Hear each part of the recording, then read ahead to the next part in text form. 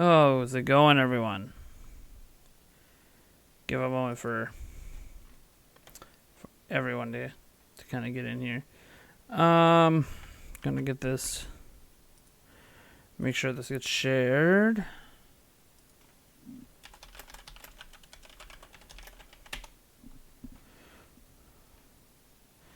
It's weird. My thumbnail not updated. Bet you my thumbnail never updated. It's so annoying when your thumbnail doesn't update even though you told it to.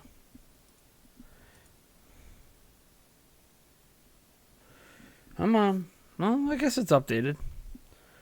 Just not showing very well.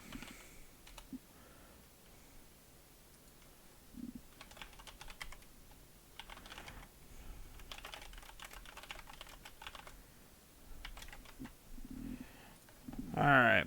What's up, Ultimate Keymaster? How's it going, man? Wow, caught that stream fast. One of these days, my comments are gonna rival Lord of the Rings. Like you want to rival the writer of Lord of the Rings? Or do you want your comments to be like the One Ring to rule them all? Alright. What? Seriously, and even YouTube, like, is showing the wrong stream title? This is so dumb. Whatever. No, just the book stopper length. Jeez. I know, I could write some pretty long comments at times. See, I like long comments, though. Like, I know some people get really annoyed, they get like the too long didn't read kind of syndrome. I like that stuff, though. Like, I've been in like gaming journalism and just like reading for so long in my life. Like, I like reading long. I like when people go the extra mile to explain themselves, right? Because when people try to be short and concise when they're trying to explain their opinions and their stances, oftentimes it leaves a lot of things up to presumptions and assumptions about things that maybe they've said in the past or whatever. And it ends up leading to more confusion than anything else, right? Because you're trying to ascertain where they're coming from without any background into what they're saying. So it's I prefer the longer ones. Obviously, there's people like me. I tend to repeat myself at times, but I know that can be annoying for some people. I literally broke the invisible limit for comments, so I needed a second part. I've done that before. I've hit the limit on YouTube comment before. I've hit it several times actually. And then I copy pasted it into like Notepad, and then split it in half. You do enjoy long reviews of certain games. Nice, K-Boom. How's it going, James? Jenna Funny Animations, Ryan Lista. How are you guys doing tonight? And also make sure I should pay attention over on Twitch. Although I don't think we're going to get a lot of viewers on Twitch. I have noticed our Twitch viewership has actually been growing when I play Fortnite. Now, I know Fortnite's a really popular streaming game, but it's very interesting to see that when I do play Fortnite, and I have Fortnite in the title, and as the game I'm playing, that even more people are tuning in and discovering me on Twitch. And what does that tell me? That tells me that Twitch is actually a brilliant platform for game streaming. It just is. It's easier to grow as a game streamer on Twitch than it is to grow as a game streamer on YouTube. Obviously, my YouTube audience is bigger, but my YouTube audience didn't get here from game streaming. They didn't get here from streaming in general, right? It got here a different method. For just Twitch being pure streaming, which is all I do there, it's nice to see, like, when I play a game, even though it is, like, the most popular streaming game, that I actually am growing in viewership over there. It's kind of nice. Anyways... let me see here. You purchased World of Final Fantasy Maxima. Nice. And you beat Starlink yesterday. Sweet. Hey, Ariel Lazarus, welcome. Koopa Troopa Poopa. How's it going? So thanks for the E3 footage, getting me excited for it. Yeah, you're welcome, man. There's one thing I can always say about this channel. And I've said this before, and I feel like it always bears repeating, because I'll give an example here. I mean, for background on today, by the way, the reason it was a tough day for me has nothing to do with anything on the internet. Today was my grandfather's funeral, open casket, so that was really hard. I'm not sure if I enjoyed it being open casket or not. Very emotional, the entire family bawling as they closed the casket. It was not good. I mean, it was good, but not good. Like for some people, it was a good cry. For other people like me, it wasn't a good cry. And then I was also one of the pallbearers, which means I was one of the ones carrying the casket in the church and then out to the burial site. And that was really emotional, not only because it was a really heavy casket, because, of course, my grandfather went with all solid oak, one of the heaviest woods you can do for his casket. It just was difficult in general. It was wet out there. It was slippery, sloppy weather, cold, and very emotional at the gravesite. And I'm sure one of these days, I don't know if it's going to be tomorrow or the next day, I'm going to go out to the gravesite. Just because I haven't seen, you don't really see it as they're buried anymore, right? Like your funeral services are up to the point that they're going to bury him, and that's it. Then you kind of leave. So I'll probably go back tomorrow, because I assume that he'll be fully underground. He's probably already fully underground right now. And then I'll go look at his actual headstone and stuff like that. So anyways, that was my tough day. But what I was trying to get into, by the way, welcome to Sam Tander. Yeah, 5J is pretty cool. Justin Caldero, Crystal Beckenbach, Edward Norton. Welcome, guys. What I was going to say before I got to that was it's an interesting place when you're reading comments on opinions you have, right? Like, I put up a video yesterday. By now, I'm sure many of you are aware of it, about my opinions on how they're handling the Piranha Plant and Smash DLC and how they're handling Mew and Pokemon Let's Go Pikachu, Let's Go Eevee. And my opinions on how I don't like the way that they are handling it from a business perspective and a consumer level perspective. And it's completely fine if you guys don't agree with those opinions.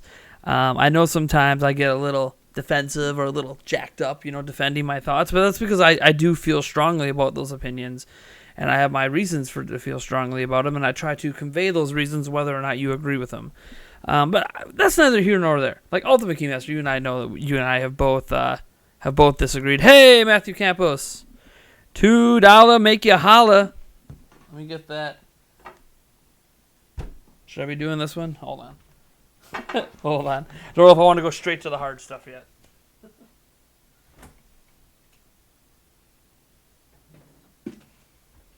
We'll start with the Red's Apple for the cheaper shots. I don't want to go straight to the hard liquor. So like Ultimate Keymaster is an example. Like we disagreed heavily on some of that stuff, but it's not like I hate him. And I doubt he hates me. He's still here checking out the stream, having a good time, thanking me for my Starlink stuff. And I think it's important to remember that, like, we're just talking about games, right? We are literally just talking about video games. In the grand scheme, and this is like something that happens on a day like today when you're dealing with loss and putting your loved ones. You're not necessarily in the past, but just in a situation where you can try to start to move on because you feel like a final chapter closes. On my grandfather's life today. Cheers, Matthew. Edward, thank you so much for your $1 as well. So, and I've been crying a lot today. I don't know if you guys can tell. I think I've been crying for, probably at least 8 hours today. All the funeral stuff started way early this morning. I was getting ready to leave at 7:30 in the morning for it and didn't get back until 4 p.m. So it's been a long day and a lot of crying. Thanks, Edward. But I think it's important to remember that we're just talking about games. Now, I care about games. I'm passionate about video games. I wouldn't be doing this, out of love for it, as a career, as a job, as a passion of mine, if I didn't truly, care about video games and care about this industry. Regardless of if you agree with my opinions or not. That doesn't matter to me. What matters to me is that I'm true to myself. And keeping in perspective that we are just talking about video games. We're not talking about life and death. We're not talking about, super serious things like raising children and, for some people, religion and politics or family or financial situations and groceries and paying bills. I know I sometimes give, my thoughts on certain pieces of life advice, but in general, I try to keep video games in perspective. I love video games. They're an important part of my life, especially not just for my career, but just personally, my enjoyment of them, my ability to escape while playing them and not think about things. Like I debated on, instead of talking tonight, playing a game, because it's a great way to get my mind out of my own thoughts. But it's still just a game. They're still just games, right? An important part of my life, an important hobby, an important passion, an important career. But it's still just games. In the grand scheme, they're video games. Just like board games, just like any other games you play. They're not like this super, super important thing that I base my life on. So when people get really upset at me and I see them just raging over my opinions on video games, I try to step back and be like, why? Like, disagree. That's fine. You can passionately disagree. But like getting to the point of rage, getting to the point of name calling, getting to the point of trying to tear me down because I have opinions you don't agree with, on video games. Like, we're talking about video games. Like, I'm disagreeing on opinions on video games. One of the stupidest things to like rage about. It feels weird. It feels weird, right? Like, doesn't it feel weird? Not weird to care about video games, but weird to like actually get mad at a person because they have an opinion you don't agree with. Like, doesn't that feel weird? On a video game, like, fine, if it's an opinion on something that's like has literal like importance in the world, fine. But like me thinking, the Piranha Plant DLC is a crap show. It doesn't matter if you disagree with it. Disagree, but you don't have to get mad about it. You don't have to get angry about it. You don't have to get visibly upset about it. I'll kind of give you an idea here. This was a tweet I got.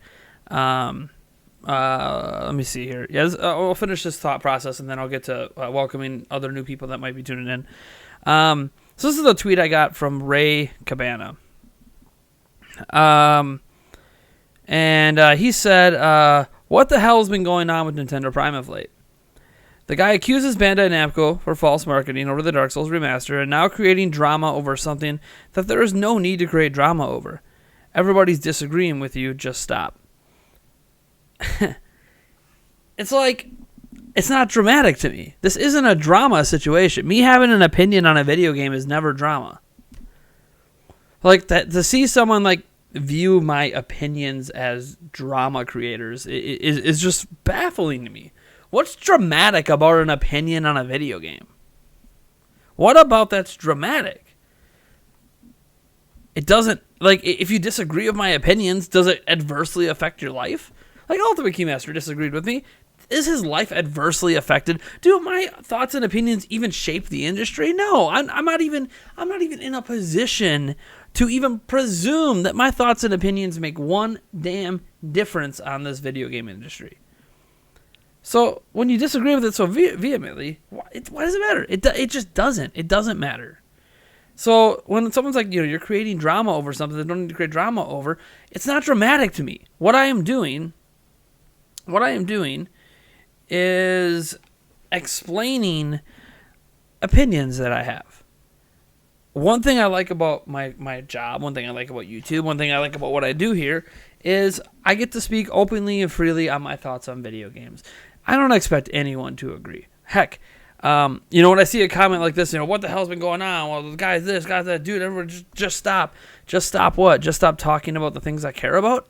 If I stop talking about the things I care about in the video game industry, I might as well just stop making YouTube videos. The entire reason that I do what I do on YouTube is so I can say what I want to say about this industry, about my thoughts on video games, and in particular, my thoughts on stuff related to Nintendo.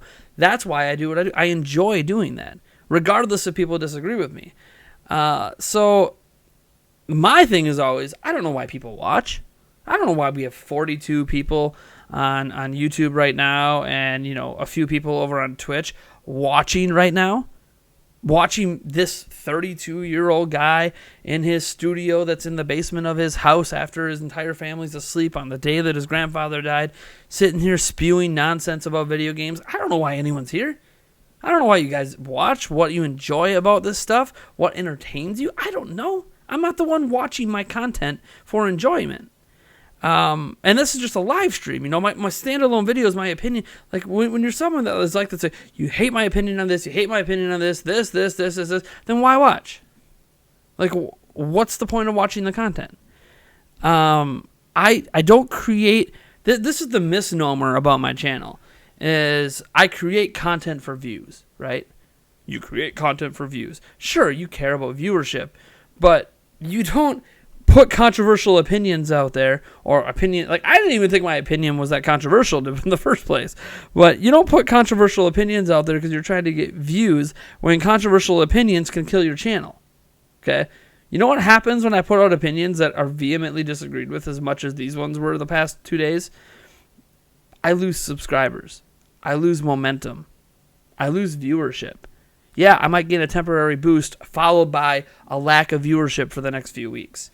It doesn't do anything to actually help your channel. The only channels that can get away with it are actual drama channel, drama alert, stuff like that. The ones that focus on drama, right? So they might put out a controversial opinion, but that's why people watch them. They watch them for those controversial opinions. I don't think there's anyone who watches my channel. An original song inspired by Waluigi. Let me get that song playing for you here. I didn't even know this was a song, so this should be interesting. Let me make sure I have my desktop audio set here. I gotta wait to skip this ad. So, again, I don't know why people watch. I don't know why people tune in. I've never created a video or a live stream. Your opinion is appreciated, and I welcome disagreeing with you at times. That comes from Nintendo Game Talk. Thank you, Blue Bolt and Nintendo Game Talk. By the way, I'll get a shot in for you here. For both of you guys, I'll do a kinky shot for each of you. It's fine. Might as well get into the harder stuff early tonight, right? Now that this is super hard, I have even harder stuff back there. She can sing. She can sing better than I thought. Cheers, Blue Bolt. I'm going down for a Nintendo Game Talk. So again, I don't create content to get views. I don't create content to create controversies. I create the content that I care about. And I just hope that there's enough people that want to watch. I hope that there's enough people that enjoy it. I hope there's enough people that want to subscribe in order to enable me to continue to do this for a living, because everyone would love to do what they love for a living. If you could turn a hobby, if you could turn a passion, if you could turn anything into a successful career, obviously that's preferable over any other job that you might not actually enjoy that much, but you just do because you're good at it, or you're competent at it, or it pays the bills and puts food on the table. Well, I'm fortunate enough to do YouTube. And my goal with my channel is to always stay true to myself and make the content I want to make, make the statements I want to make. I don't want to feel like I need to hold myself back because of controversy. And I'll be the first one to admit, there have been times I have held myself back because I was tired of reading, all these negative comments on stuff. And not the ones that disagree with me, but the ones that are just so... brazen and insulting of someone who has a different opinion than somebody else. It irks me at times. Like, you guys remember, there was a week or two where, a few months back, that I was making some Pokemon Let's Go Pikachu, Let's Go Eevee videos, and then I kind of stopped making them because I was tired of people coming at me and telling me how shitty of a person I am because I'm excited for a casual style Pokemon game for some reason. Like, I'm just this terrible person. I'm the reason the Pokemon franchise is going downhill. And it's like, okay, because I like a game? Like, why? Who's being dramatic here? Me who likes a game, or the people acting like it's the end of the world because I like a video game? Like, it bothers me. So then I'll avoid talking about things I want to talk about because I just don't want to hear that crap anymore. And I don't like that side of me. I don't like that I hold myself back like that. Because ultimately it means I'm not being true to myself. I originally, when I talked about the Piranha Plant DLC in particular, when I was originally talking about it, I had planned, I wanted to make a video on it, and I had decided against it. And then the topic came up in a live stream, so I talked about it. And in the midst of talking about it, I decided, you know what, why am I afraid? I know people are going to hate it. I wouldn't be surprised. The video might even be under a 50% like ratio. It might not even be 50-50 anymore. It might be a 60% dislike ratio or 70 dislike, whatever it is. But why be afraid? Why be afraid to put myself out there and say what I have to say? If I keep being afraid, that means I'm not being true to myself, and that means I'm not making the content I really want to make. It means I'm avoiding making content because I'm worried about people attacking me, I guess. And that's stupid. So I'm going to continue to make the content I want to make. I don't care if anyone agrees with my opinions. I honestly don't. If you want to think I'm spewing a bunch of bullshit, a bunch of nonsense, that's your prerogative. I don't know why people tune in. All I know is I'm just going to make the content I want to make and pray to God at the end of the day I have enough viewers to keep doing what I do. And if I don't, I don't. And you know what? Life moves on, and I have to make a different career choice. It's not the end of the world for me if I end up not being able to do YouTube. But it's just baffling to me seeing things like this. And obviously, I've been more emotional over the past week. Not always the greatest time to tackle the topics that I know people are going to be upset about. When I personally am also not in a proper emotional state, having just lost my grandfather. But it's still, I get baffled by this stuff. So thank you to 10 Game Talk. This one's for you. Let me scroll up here. There was a few people adding me, and I want to make sure I welcome everyone else to the stream that's chatting anyways. So first off, I'll go through the welcomes. I want to welcome Matthew Barth. How's it going? Welcome to the live stream. Tether Gaming, welcome to the live stream. Solo News, welcome to the live stream. Taylor, welcome. Taylor Bowen? Boning? I don't know. Welcome to the live stream. Let's see here. Droid got banned. Switch. Welcome to the live stream. Matthew Campos, welcome to the live stream. Let's see here. Scrolling down. Just make Blue Bolt, welcome to the live stream. Shadow King 1982, welcome to the live stream. Scrolling down here. God Slayer 5658, welcome to the live stream. Let's see here. And I think that's everyone. I think I caught up with everyone that's at least said something in the chat. Let me get back to some of these ats. So Tether Gaming says, what's unfair about the Smash Bros. DLC? Well, if you didn't watch my video, the long and the short, actually, let's just go with the short version. The short version of it basically is, for $60 for 2 months, you get more content than you get for $60 3, 4, 5, 6, 7, 8 months into it. And I don't agree with that. It doesn't matter to me that Super Smash Bros. Is well worth the money for $60. And I never once told people to stop buying Smash Bros. Super Smash Bros. Ultimate is probably, without a doubt, the most content a fighting game has ever had.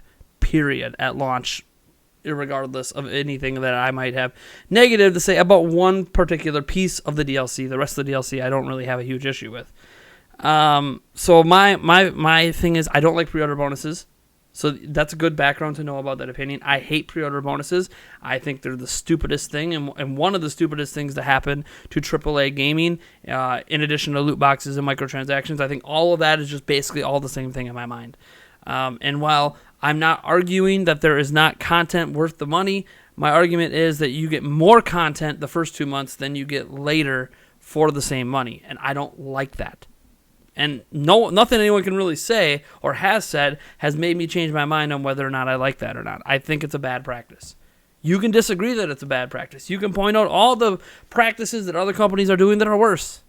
It doesn't really change my mind. It just means, yeah, those practices are bad too. That's the short version. So, again, you don't have to think there's anything wrong with it, and that's fine. But I do. And it's just one of those, like, with like opinions like this, there's no right or wrong here. It's you don't think there's an issue with it. I think there is an issue with it. Agree to disagree. There's not really any point in arguing about it because nothing anyone has said has really made me okay with the fact that some people pay $60 and get an extra character. Other people pay $60 and they don't get that character. I don't like incentives. I don't think we need incentives. The incentive to buy Super Smash Bros. Ultimate is what the game is. We don't need an extra incentive to buy the game earlier. We don't. And other people shouldn't have to pay for that incentive down the road. But they do. So, again, you don't have to think it's a big deal, and that's fine. But it's just something that I don't like, so I called it out.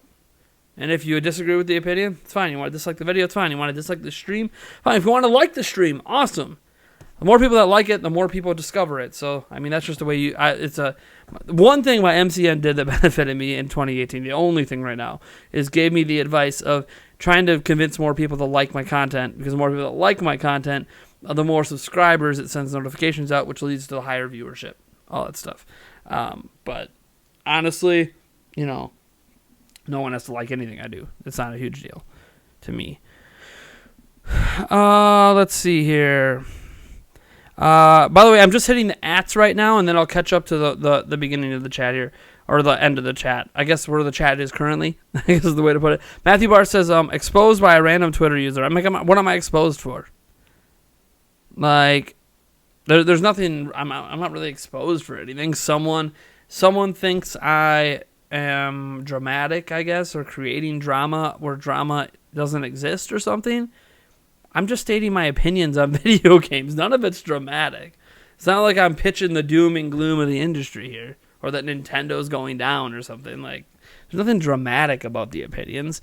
They're just, you can argue they're controversial opinions, because I knew by stating them, a lot of people weren't going to agree. But that's just because how I view the industry doesn't fit in with how a lot of other people view the industry. And that's okay. It's not a massive deal to me. I didn't sit here crying myself to sleep at night over all the drama surrounding my opinions. I'm like, no. We kind of moved on. I put up the Super Smash Bros. Ultimate podcast today on the channel. That was like massively positive on the game. So, obviously I'm not sitting back super impacted by people disagreeing with my opinions on stuff. Let's see here. Shadow King says, I believe the Mew situation is worse than Smash, because at least you can still get the Piranha Plant if you buy the game. Well, yeah, you can still get the Piranha Plant. I mean, here's the thing. Because you can at least get the Piranha Plant if you buy the game. Well, after January 31st, you can get the Piranha Plant when you buy the game if you also spend extra money on the Piranha Plant, which is basically how you're getting Mew. You don't get Mew in Pokemon unless you spend $40 on the accessory. And I've seen the defenses for the Mew thing I thought were really weird. People saying, well, Mew, like, this is a Pokemon Yellow remake, so ergo, Mew wasn't attainable in Pokemon Yellow without going to a special event or hacking your game, so it doesn't matter. I'm like, okay, so Mew was attainable without spending money is what you're telling me. All right. In addition, it's not a remake because it's not the exact same game. It's not.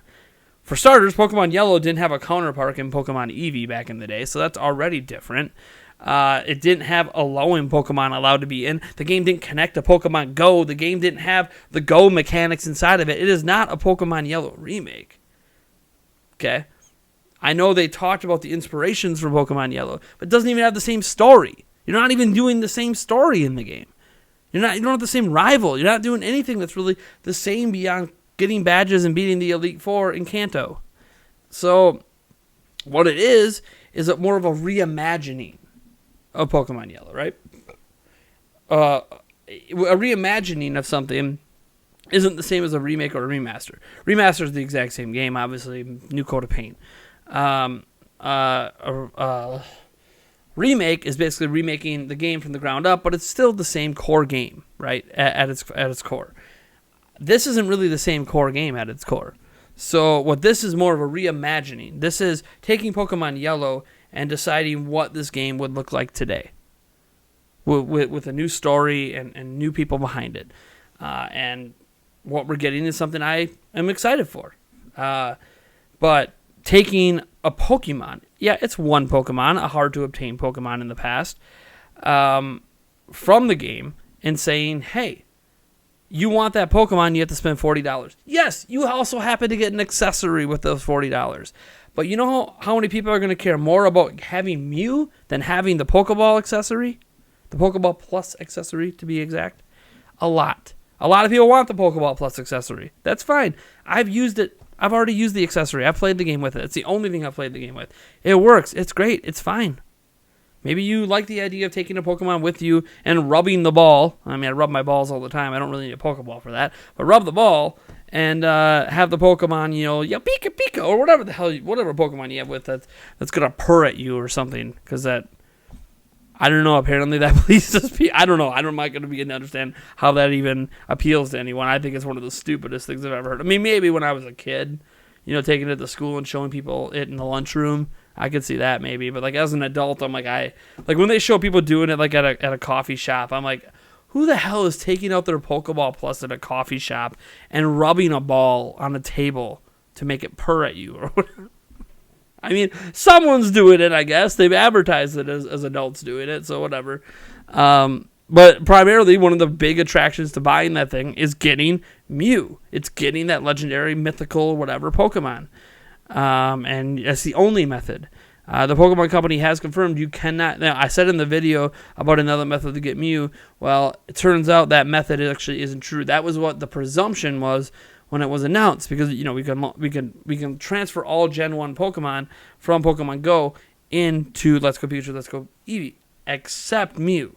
Mew is not able to be transferred. So the only way you can get Mew in this game is to spend $40 or find some poor sap who decided to put Mew on the trade market, which is like extremely unlikely knowing that they paid $40 to have Mew. So, yeah, it's not a good look in my opinion. And yeah, it's worse because it's way more expensive than Piranha Plant. It's worse because it's day one versus, being 2 months later. But I still view them as bad. Both situations with both games, I just don't like it. And I think people just have to be okay with the fact that not everyone's going to view things the way they do, including myself. I knew putting out the video that it was going to have a strong dislike ratio because, do I expect people to agree with me when we live in an industry that has normalized these kind of practices? Like, I mean, let's be honest, the video game industry on the whole is much worse than what these two games are doing. And when people grow accustomed to these much worse practices out there, they're not going to view what's happening here as bad. Are you kidding me? You know how many people defended it? Like, dude, pre-order, it's just a pre-order bonus, basically, but it extends for 2 months. That's awesome. And it's like, but pre-order bonuses are bullshit. Pre-order bonuses are garbage. Pre-order bonuses are crap and shouldn't exist. But people are so used to it because that's just the way this industry has been for like 15, 20 years that it just doesn't bother them anymore. They've ingrained themselves in the way the industry is so much that these practices are just, this is the way gaming is, so why do we care? What's the big controversy? It's like, that's not the way. Here's the thing. That's the way the rest of the industry was. Nintendo wasn't that. I don't know if you guys paid attention. Nintendo wasn't doing these practices. They weren't. Like, these practices have only been happening like the last 5 years. Nintendo's relatively new to doing this stuff. So, yeah, the rest of the industry does it, and it's bullshit. We shouldn't want Nintendo to copy the bullshit. Nintendo, the company that says, hey, we don't follow industry trends. We don't do what other people are doing. You're right. Other people aren't cutting out one character from a game and charging you $40 to access it, and also forcing you to have an accessory with it to justify that $40 price point. They'll still cut the character out and sell it to you, but they're going to charge you $40 for it. Anyways. Just my short thoughts on that, I guess. Shadow King, I believe. No, so your rambling is entertaining. Did you just get a semi? Matthew Campbell, let's be honest. Did you just get a semi? Man. Joe! Just have to rub your balls.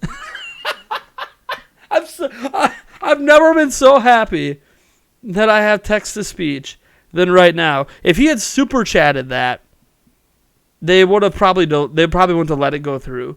If you guys don't know, if you say anything that's like deemed as inappropriate by YouTube, they take your super chats and they give it to charity entirely. So YouTube doesn't take a cut, which is nice, but I don't get any of the money either. And they just give it to the charity they choose, which you don't know if that's a good charity or not. But if you use Streamlabs, you can say whatever you want. It doesn't matter.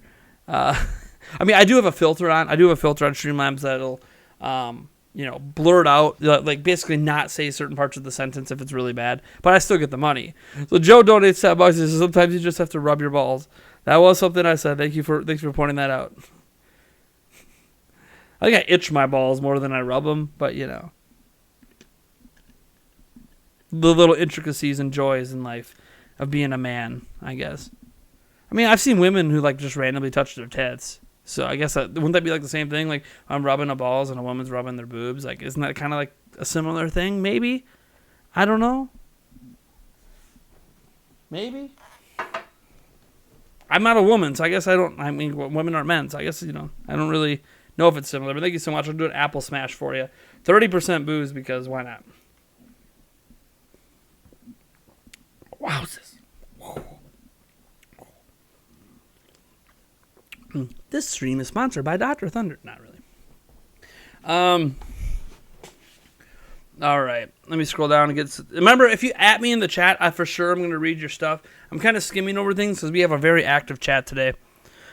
I do want to give a shout out to all the people that have said sorry for my loss today. I know Droid got banned, Switch said it, and a few other people said it as well. Thank you so much for those who tuned in after the fact. Today was the funeral for my grandfather, and we had an open casket, which for me was all sorts of messed up emotions. And then I was also one of the people carrying the casket, which made it. I mean, I'm glad I did it based on everyone else that was there. I'm not sure that they had the strength to lift it. Like literally, some of his brothers and sisters that are really old, but.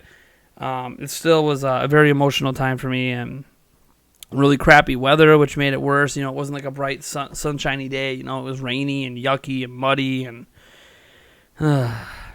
it was tough. I've been crying a lot today, a lot more than I think that I've cried. I mean, I cried a lot the day he died, because I was in the room as he passed away. But today was it was goodbye. Which it was difficult. It was difficult. All right, let me scroll down here. So thank you everyone who's been, saying kind things about that just over the past week. I gotta say, for all of the mean things said to me, there has been a lot of positive vibes sent my way over my loss this week. And my other grandfather had a stroke on Friday. He's alive. He's doing okay. He's stable. But so I almost lost both of my grandpas in 1 week. I've seen a lot of love showered my way over this stuff, a lot of support, and I want to thank all you guys for that. It is uplifting to see that positivity in a realm where I'm putting out opinions that people don't like.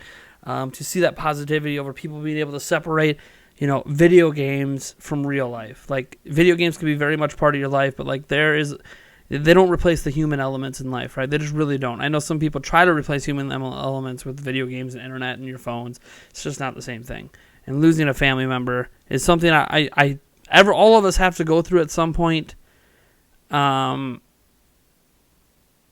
it's different for everyone. So, Shadow King pointed out how Mew's only available through the Pokemon Plus accessory. Yeah, it's not available through Pokemon Let's Go for the game.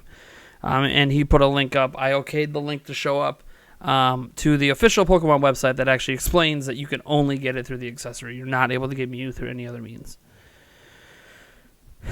How much is $5 in pounds? What is that, like $3 and 3 pounds, 3.5 pounds, 4 pounds? Can't remember. I don't know what the exchange rate is right now. The exchange rate fluctuates every day, so I'm not sure what pounds is to translate to $5. If you want your super chats or your donations read out loud, it is $5 or more. Those are the ones. Not like I'll read it out loud. I'll read all of them out loud, but that's the text to speech that reads it to me. Oh yeah, I did. Yeah, I did. Did I do the shot for the 10? I had to think about that. That's right. I did the apple smash for the 10. $3.83 as Ultimate Keymaster said. Let me scroll down here. Blue Bolt said, "What's up?" Tether Gaming. I agree with that. I hate pre-order bonuses. I just don't think it's unfair. It's just an extra bonus for day one buyers. It's not even day one buyers. Extra bonus for the first 2 months of buyers. I don't like bonuses. But it doesn't matter if it's a pre-order bonus or a buying buying the game in the first 2-month bonus. If someone else has to spend more money than me to get that content, I don't like that. It's stupid. It's anti-consumer. It's money grubbing. But that's my thoughts. So you don't have to agree with it. It's fine. Obviously, you don't agree with it. You have 0 dislikes on the stream. Do I have 0 dislikes? I think people tend to dislike my streams less than my videos, even when I'm talking about controversial stuff, because people have a profound respect that, one, I'm responding to them. Because I know, apparently, I was told this a while ago, it's very uncommon. A lot of live streamers don't do a good job responding to people. Apparently, this is what I'm told. I don't watch a ton of live streamers, but I've been told a lot of live streamers don't respond well to their community. So I think, like, even when there's disagreements, people tend to dislike live streams less because the person's willing to be open and honest and have that conversation, not avoid the questions or avoid the people that are trying to call me out or whatever it is. Like, I just meet it head on, give my thoughts on it, and we move on. Let me see here. Tyler Gaming gave me a like, man. I hope things go better for you. Honestly, not trying to attack you. I just like to understand other people's point of view. Hope things start to look up for you. I mean, things are looking fine at the channel. The channel is doing fine. As for my life, God, it's tough. I mean, being a parent of 3 is tough. Being, a life partner to someone who has severe depression is tough. And especially this week especially has been tough for me to try to be that strong person for her when I'm the person right now that needs someone to be strong for me. And she's tried. She's done as good of a job as I could possibly have hoped for her to do to try to be strong for me. It's just tough. And there's other things that have been going on behind the scenes, like our health insurance, some policy got canceled, but it might be getting renewed in a week, and so we're in this limbo period. Well, my fiance got really, really sick, so we had to pay out of pocket for all these medical expenses that we weren't planning for. $300 doctor visits, $500 medication, all this money that we did not plan to spend. So now our savings is gone, and we're kind of scraping by to put food on the table because we didn't think our insurance was going to go in limbo for a week. We had no warning on that. It just happened. And now, apparently we might be getting it back. It's health insurance is funky. Anyone who's dealt with health insurance knows it can be weird, unless your health insurance is provided by your employer, right? When you get it through your employer, you're usually solid as long as you're employed by them. But when you have private health insurance, it just gets really wacky at times. It just really does. You'll have no warning, and then the policy. There'll be a change in the policy that you weren't made aware of, and all of a sudden you don't qualify for a moment, and you have to redo all this paperwork, and in that moment you still need to be covered because things might happen. And you have children that need to be covered. And it's been a mess. I had to pay out of pocket for some dentist stuff last week that was $400. And that's it. I don't have any more money. My bank's in the hole, for crying out loud. I ain't got nothing right now. My kids have been eating noodles, chicken nuggets, and toast. Not every day. I'm giving them. I've tried to. We actually have some variants of food for the kids. But the problem is that variance in food is those quick make meals that you don't like to have your kids survive off of. You like to do more of a true home cooked meal, but those are more expensive to do than a $1 box of Hamburger Helper or something. But you know what? You do what you do to get by. We'll be all right. Once the paychecks start rolling in here for November, we'll be all right. Let me see here. Droid Band, saying sorry for my loss. Again, Nintendo Game Talk says no defending the Mew thing. It's kind of a strange decision. Kuro Karo says, do you think they will release any GoldenEye games on Switch in the near future? I really enjoyed the Wii and N64 titles. The OG GoldenEye is kind of stuck in copyright, or I don't know, it's just stuck in this hell of multiple people own specific rights for that game, including Nintendo, and unfortunately none of them can agree to get it re-released. None of them can come together and agree on terms to re-release the game. So the N64 one, I would bet we're unfortunately, is going to be one of those things where you're never going to see it again unless you pirate it, and that sucks. Or if you own the OG title on the N64. The Wii one's different. The Wii one wasn't under the same licensing as the original. So the Wii one could come back in some form as a virtual console title or something. If they ever do Wii games on Switch, that is. We don't actually know. But if they do that, that is something that we will have to madly respect and deal with. So yeah, I hope so. I didn't mind the Wii one. It wasn't as good as the N64 one, by the way. The GoldenEye they put on Wii wasn't as good, but it was a solid game. It was solid. Shadow King says, I feel your rival is no longer the final boss of the game, and I'm not a fan of what they did to the character. They took away the cocky, confident character and downgraded him. I mean, maybe, or maybe they made whoever it is more difficult. I don't know. Welcome, Be Righteous, to the stream, and the Avengers 34. I'm going to try to grab people as I go down. Luke Grossman, Youngsta Joey. I'm trying to grab everyone. Kuro Caro. That I see as I'm scrolling down the chat here, catching up with the people who have added me. Remember, if you at me, I will for sure read your comment until I'm caught up with the chat. Once I'm caught up with the chat entirely, I'll try to read everything I can. But if you at Nintendo Prime in the chat, or obviously Super Chat, or donate or something like that, that's obviously going to bring it right to the top. You don't have to wait for me to respond then. Also, shout out to Alia Vigenti, who just subscribed 9 minutes ago. I missed that earlier. Thank you so much for subscribing, and I hope you enjoy the content. Shadow King 1982 said, I feel that Blue is a better character than Trace. It no longer two opposing ideals in the way you raise Pokemon. It is two people with similar ideals. But I think that's an interesting take, though. So instead of having opposing ideals, you got to beat the same ideal, right? I think it's just a fresh perspective on the idea of a rival. But again, until I play the game, until I play a bunch of the game, I can't really give any final thoughts on how I feel about it until I see how things play out through the story. And Let's Go Pikachu and Let's Go Eevee. Let's scroll down here. I think I said hi to the Avengers 34. Hey, PB. How's it going? I know you're someone who's been staunchly arguing against me for quite some time over the past 24 hours. Maybe it's been longer. Maybe I remember you arguing against me on some other videos too. But welcome. I hope you're enjoying the live stream. Nintendo Game Talk says, and Nintendo was falling behind everyone else. They had to do what's necessary to survive. I mean, the thing is, Nintendo wasn't ever in danger of not surviving.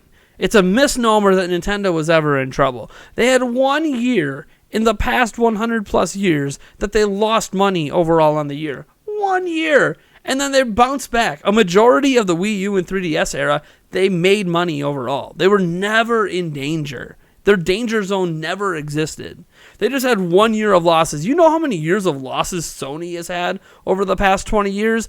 A lot of them. And yet they're still here, and no one thinks they're in the danger zone. So how is a company with like $9 billion in the bank that had 1 year of losses in the past 100 plus years in the danger zone? They're not. They're not in the danger zone. It's because people do too many cross comparisons. Well, look how well this other company's doing. Nintendo's not doing as well, so obviously Nintendo's in trouble. But even the company that might have been doing super well might have lost money that year while Nintendo made money. So who's making the better business decisions? You know, it's kind of a catch-22 there when you're talking about the industry in that way.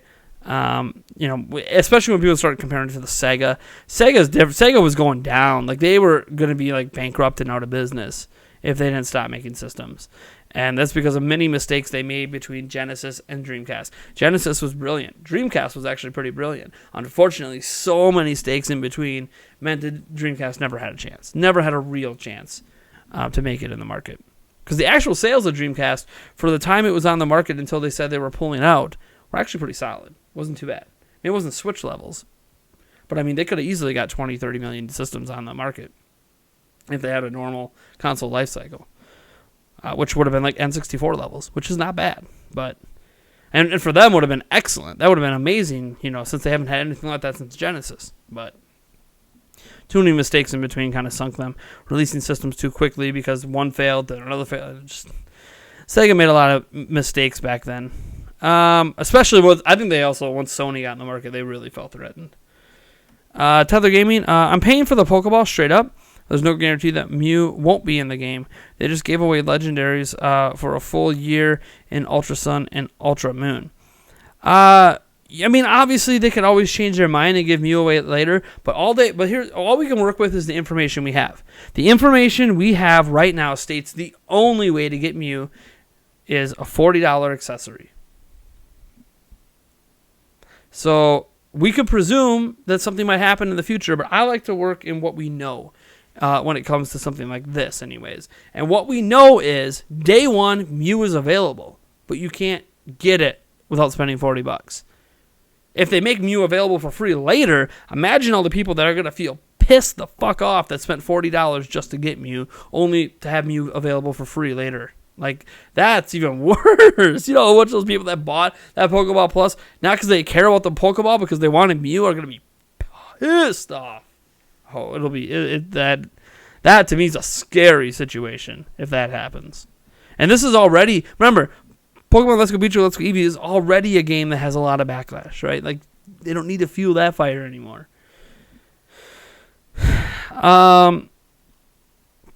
Let's see here.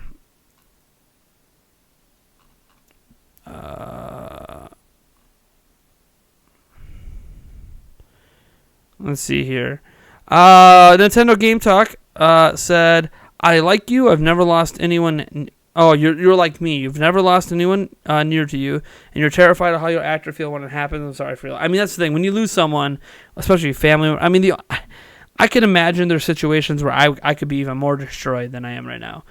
Losing one of my parents would obviously be very devastating. Losing my sister.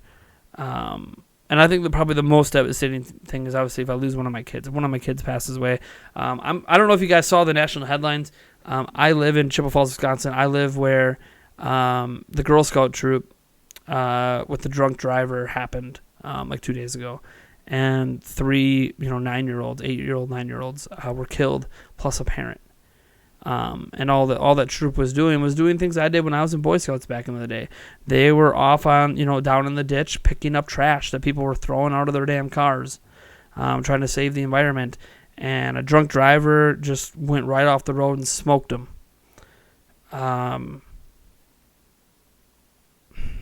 And like imagining if that was like my daughter's in Girl Scouts, so imagine if that was her troop that was out there doing that.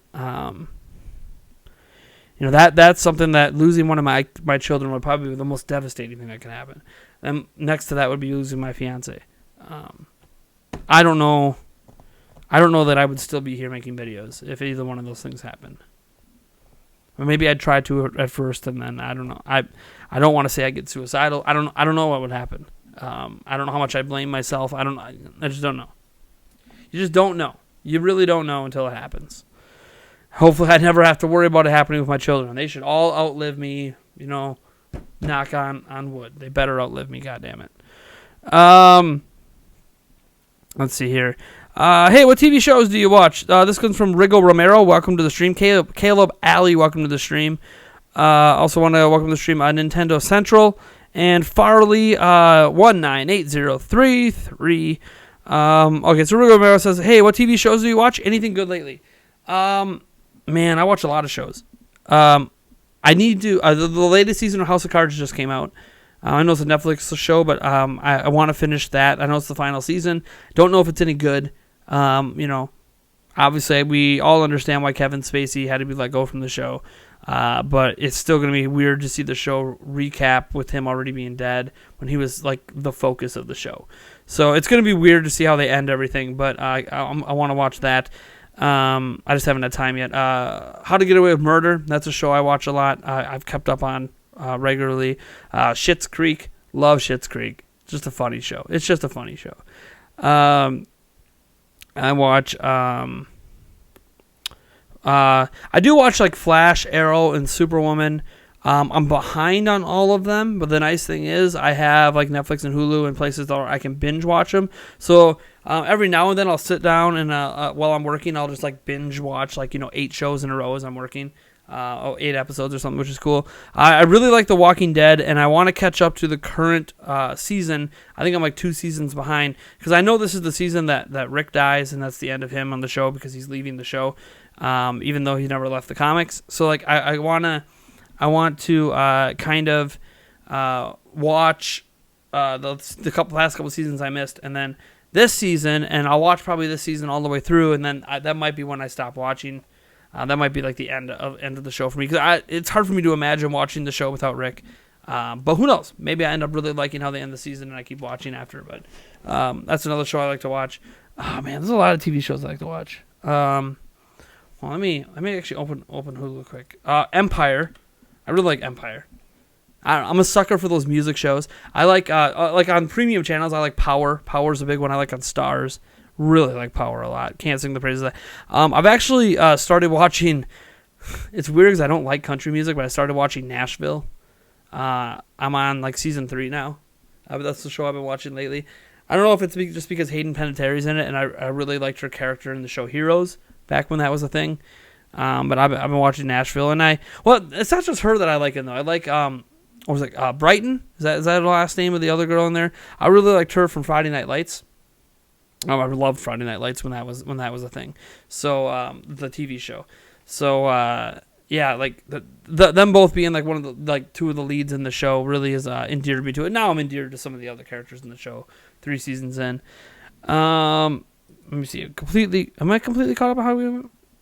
Yes, I am. I mean, there'll be a new episode this week, but otherwise, Gotham. I'm not completely caught up in Gotham, but I'm only like 5 episodes back. I really like Gotham a lot. Let's see here. Brooklyn Nine-Nine. I'm completely caught up on Brooklyn Nine-Nine, and I love it. And I'm glad another place caught. Also, Last Man Standing. I know the controversy behind Last Man Standing for a lot of people is that it's a staunch Republican show or whatever. I don't really care, to be honest. I like Tim Allen. I liked him back in Home Improvement. I liked him in all those Santa Claus movies. And I liked him. I think he's funny in the show. So I watched the show because of Tim Allen. Because of Tim, the Toolman Taylor. Like, that's why I watched the show. I just think it's funny. And, like, it is funny seeing, like different political views, like, clash in that show.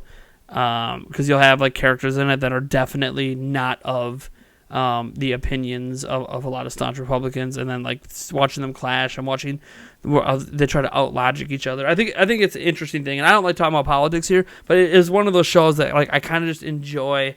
I just kind of sit back and I just like, yeah, it's a fun show to watch. That's really all I can say. There's a whole bunch more. Game of Thrones. I was watching Spartacus back when that was a thing. The Rome show, the Rome show is pretty old, though. I don't know if I should even bring that up. That's an old HBO show now. So yeah, there's a whole bunch more that I'm just not thinking of right now. The Da Vinci's Code, the Da Vinci show that was on Stars or Showtime or something. I watched that too. That show's done now. I watched so many shows over the years. It kind of makes me mad because I'm kind of into so many active shows right now that I'm behind on so many of them that I'm like, yeah.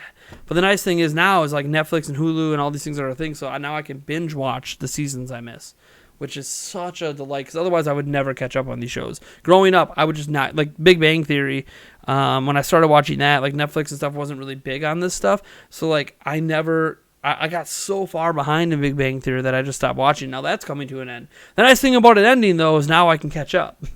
But, yeah, shows I fall out of because I got so far behind in them that I had no convenient way to watch them.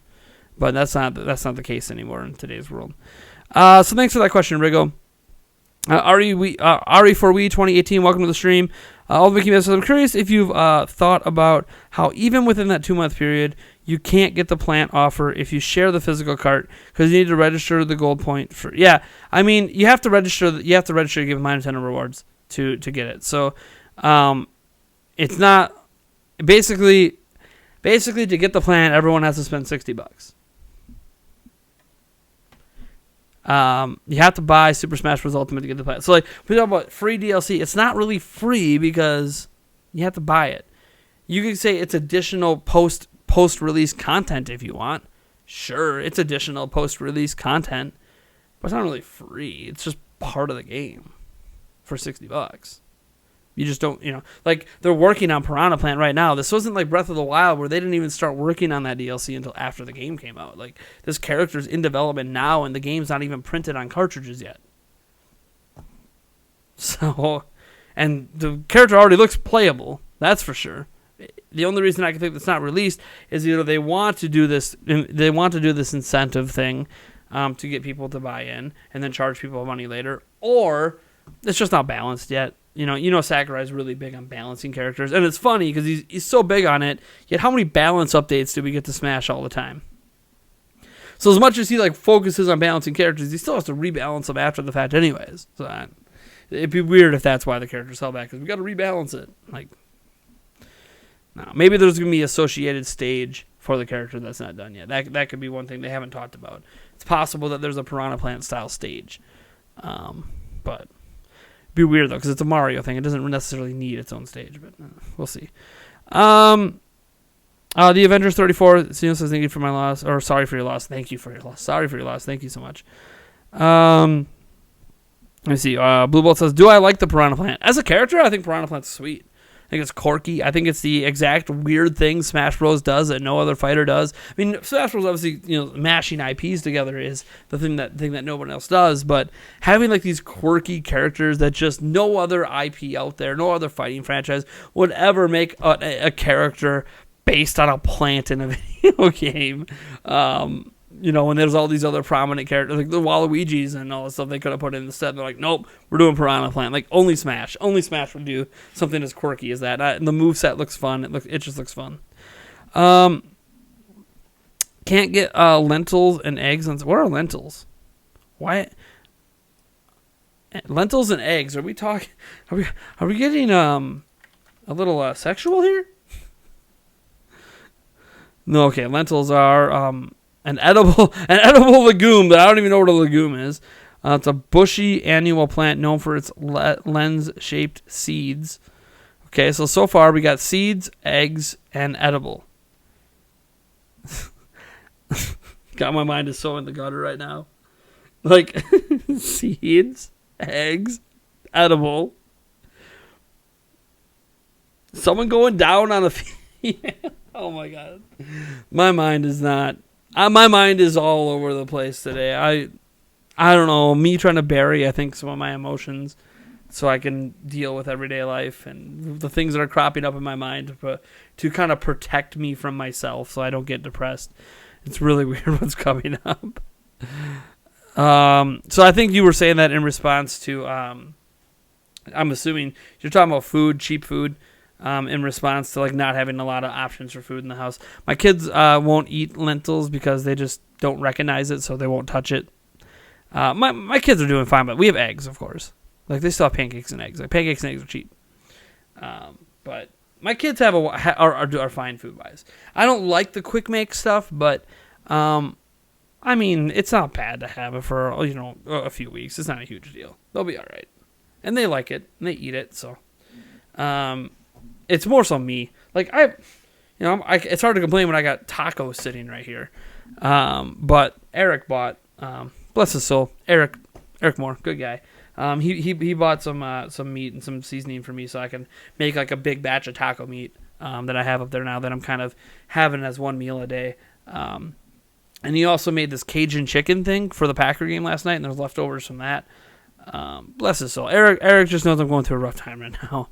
Not just with, obviously, what happened with the insurance and paying out of pocket, but then the, what's happening just in general this week. My ability to process anything right now is, I was boiling noodles today, some butter noodles for my kids, and, oh my God, I screwed up boiling noodles. I haven't messed up boiling noodles since I was 5, and I messed it up today because I'm not really all mentally here. So, again, if I say anything weird, if I say anything offensive, especially, I really apologize. My mental state dealing with this loss of my grandfather is just not okay. I'm just not okay. I'm not doing people all day have been asking me how am I holding up, how am I doing, and I'm just I'm not holding up well. I'm just literally not holding up well. I know people. It feels like when people are around me, they think I'm doing okay, but that's because I'm trying to prevent myself from getting depressed, and it's almost making me get depressed. Okay, just breathe. I'll be okay. It's just a tough day today. Taylor says, in your opinion, what game has the best DLC one that's not anti-consumer. Mario Kart 8 back on Wii U, perfectly fine with that.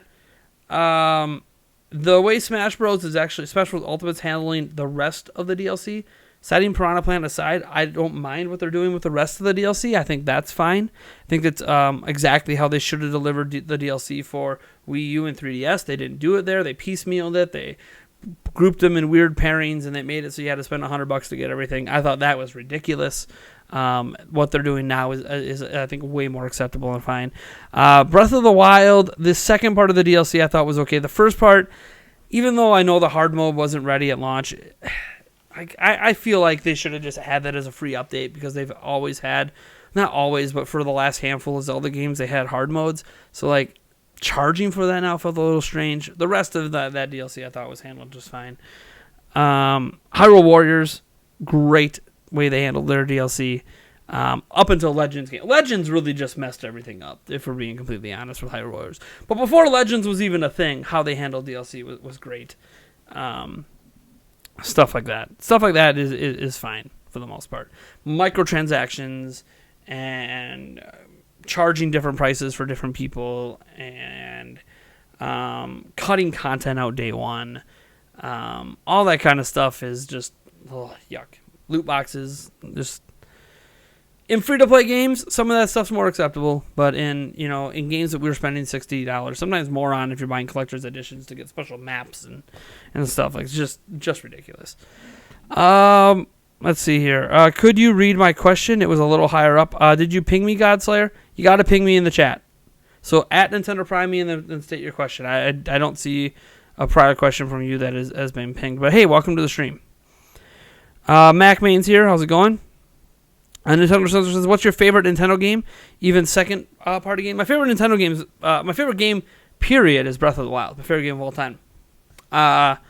So after that, I guess I can give you my second favorite. Well, my second favorite is Secret of Mana, but that's not a Nintendo game. So my second favorite game for Nintendo. It's a very good question. What would be my second favorite Nintendo game?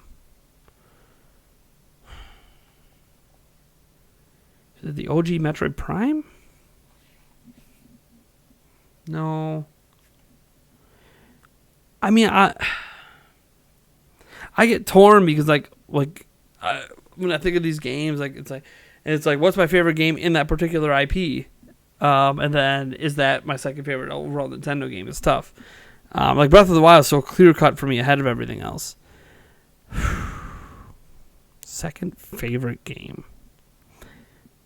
I mean, it's probably Super Mario World, if I'm being completely honest. Yeah, I'll leave it at that. I know that wasn't your exact question anyways, but well, the question, I mean, the answer to the original question was Breath of the Wild. BB says, I still respect you as a person. I enjoy your content. I thank you for your hospitality. Well, thanks. I'm glad despite all the naysaying that, because it does feel like when you're just getting constantly berated by someone that, doesn't feel good. I'll tell you that. I'll just say that. But I'm glad that you enjoy my stuff and you enjoy the channel. I think I said hi to Youngsta Joy already. Mr. Smart75, welcome to the stream. Shadow King says, would you feel different about the Piranha Plant if the gold point registration was one per system, not per cart? No. Because people that still buy the game after January 31st have to pay for it. So no, it doesn't make any difference. That doesn't make any difference to me, anyways. Companies who are in trouble, Sears and Kmart. It's funny when people hate the Avengers 34. By the way, when you mention Sears and Kmart, they're the same company. I don't know if you know that. One bought the other a long time ago, like 20 years ago. One bought the other. So they're actually the same company. So they're just in trouble. I don't know how in trouble they actually are. I haven't paid any attention to their financial situations. Is it as bad as Toys R Us got? Is it better than that? I have no idea. I know that around here, I don't even think there is a Kmart around here anymore. We still have a Sears, though. And the Sears actually does pretty good business in our area. It helps it's in a mall, but a lot of people buy a lot of like fridges and stoves and stuff from them a lot. I know that part of their business here does well. They just have good prices. They discount those things way more than a lot of other places. I know our fridge came from Sears. They just have a lot better pricing than Best Buy and a lot of other places. Let's see here. Lots of people adding me. I'm trying to show comments that should be hidden that YouTube thinks might have a problem. Edward Norton says, what do you think about the Diablo debacle at BlizzCon dealing with the mobile gaming? I actually said something about this on Twitter that upset some people. I think there's really two sides of the coin on this, because I don't want to say I'm kind of in the middle on this, but I feel like I'm in the middle on this, even though I care about Diablo.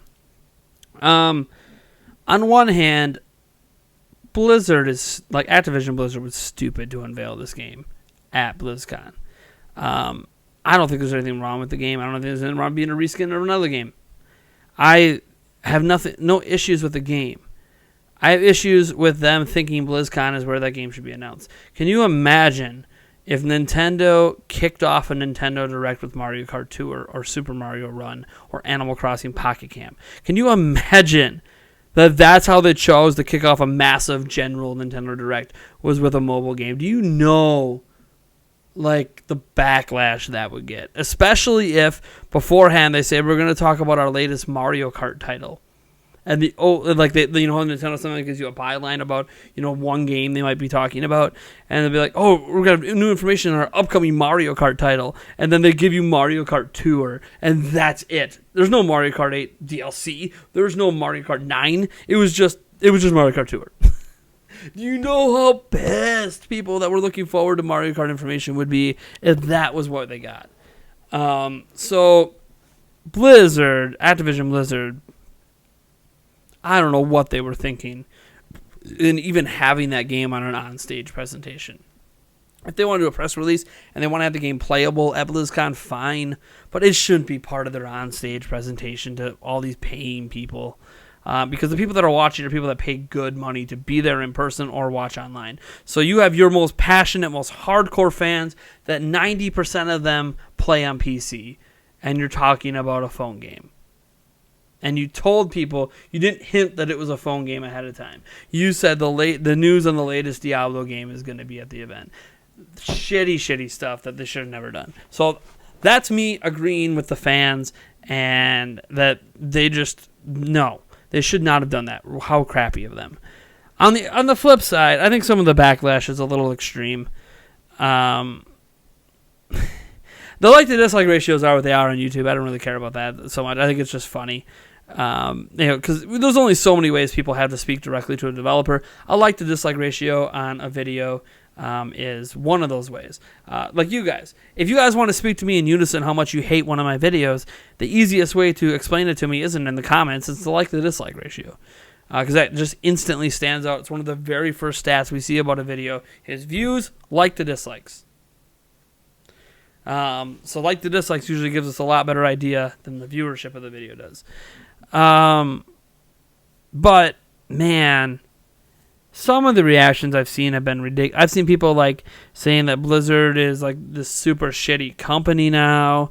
I've seen people just saying that they don't give a shit about Diablo. There's never going to be a Diablo 4. There's been all these like overreactions, and I'm just like laughing. Like, there's clearly going to be Did the Diablo fans forget how long the wait was between 2 and 3?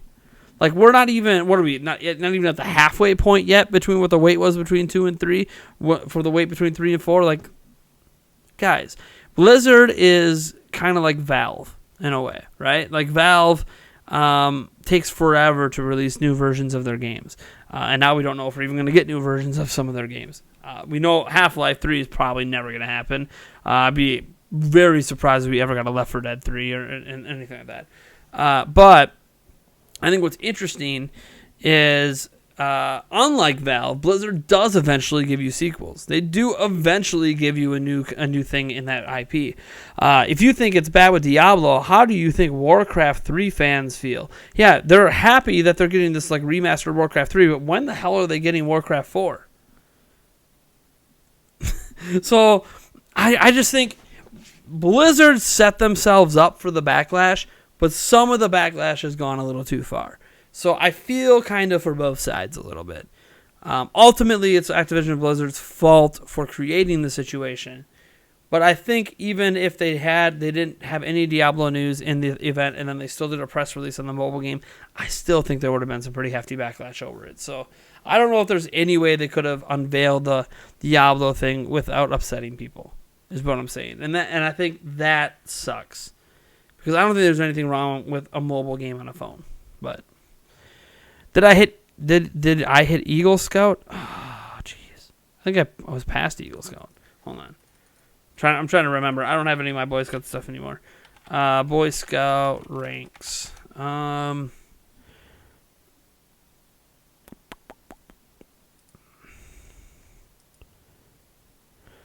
right. So first there's the normal levels, where you go from Bobcat to Tiger to Wolf to Bear to Weblos. And then...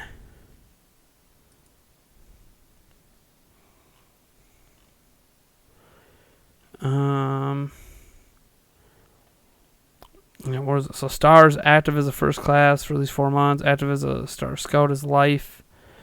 Active as a Life Scout for at least 6 months. Serving a position of responsibility for at least 6 months.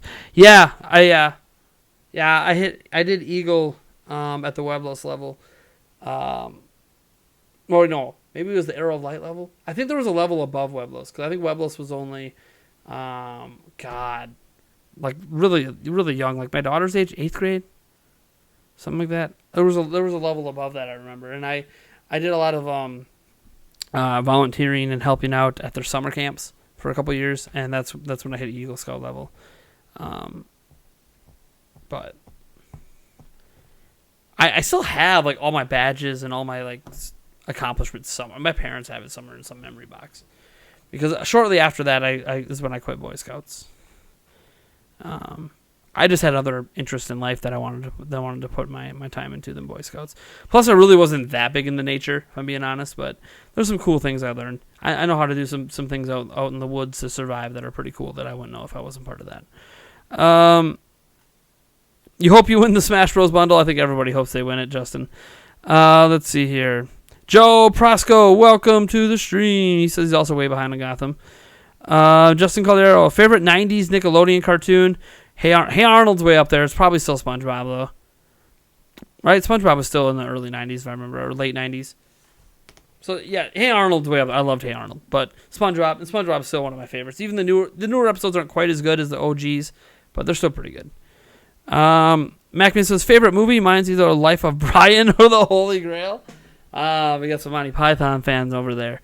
Monty Python. Holy Grail's a great movie. I like Holy Grail more than Life of Brian's great too. Holy Grail I like more. Just a smidgen more. Probably because it was the first of their movies I actually saw. Life of Brian's really good though. What was the other one? Oh, they had a few more, but there was The Meaning of Life. That one was pretty good too. Definitely not one you should watch as a kid, but it's still a pretty good movie. I don't know if you should watch The Life of Brian as a kid either, to be honest. Anyways, my favorite movie. I don't think about my favorite movies that often. Probably Indiana Jones and the Last Crusade is probably my favorite movie of all time. And I like there's Star Wars movies that are way up there for me. Man, there's some Marvel movies that are way up there for me. There's some individual standalone movies that I don't know. I'm gonna stick. Cause that's the one that immediately popped to mind, so I'm just gonna stick with it. Indiana Jones, and the Last Crusade. Love that movie.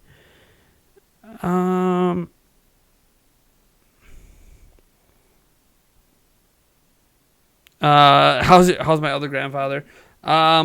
He's stable. Yeah, he hasn't necessarily improved a lot yet, but he's stable. He's still in the hospital. I haven't heard word yet on when he's potentially getting out. I think they're trying to do their best they can to get his left arm is curled up from his stroke, so they're trying to, get that at least to come back. The vision's going to be iffy.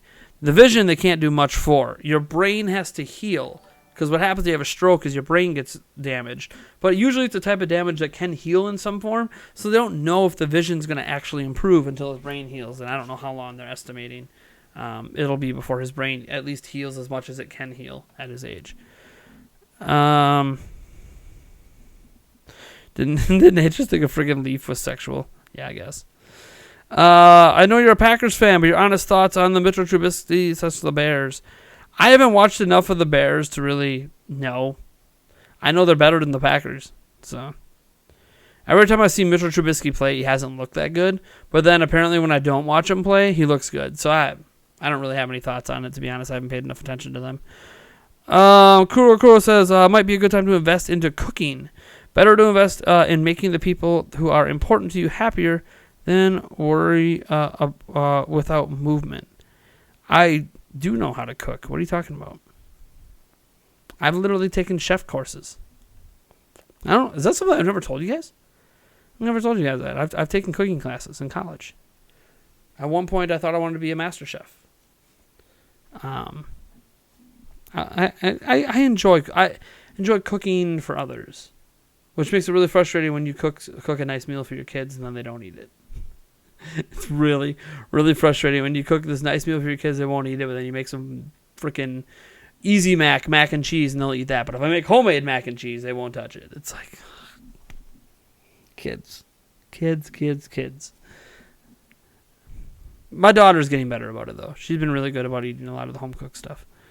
It's all right. Let it go. It's tough to put on a front. It is tough to put on a front, but I try to for everyone else because like everyone else is really struggling too. You know, it's hard for me to cry in front of my kids because they struggle with things so much. Shout out to Maggie Boone or Bone, however you pronounce it, for subscribing. Thank you so much for the sub. What's my opinion on the Fortnite / NFL? There's a Fortnite NFL crossover. I didn't even know that was a thing. I mean, I guess it makes sense. NFL is really popular. Fortnite's really popular. Justin Caldero had something to say. Hold on. I think it just like did a huge jump on me. I'm sorry. It was Joe Prosco. Welcome to the stream, Joe Prosco. Says, thanks for doing that video on citing sources. I'm not sure how wide the message spread, but I see it definitely had an effect. It changed Spawnwave for sure. Spawnwave took notice. Maybe because he was the one YouTuber I used as an example in the video. But Spawnwave took notice, and he like instantly improved the very next day. Because he basically watched the video, and he's like, you know what, you're right. Sometimes it's just something people aren't thinking about, right? When you're making all this content, you're focusing so much on editing schedules and recording schedules and research. Like sometimes the last thing you're thinking about is putting your sources in the description. So it's made a difference with Spawnwave. I don't know if it's made a difference with anyone else, but hey, it helped one YouTuber. So there you go. Shadow King says, what would be the best release amount for Nintendo's retro service? I agree with you that 3 is way too low. I think 9 to 10 games per month would be ideal. I think 3 per week is ideal, and I think they need to start expanding beyond NES, but what do I know?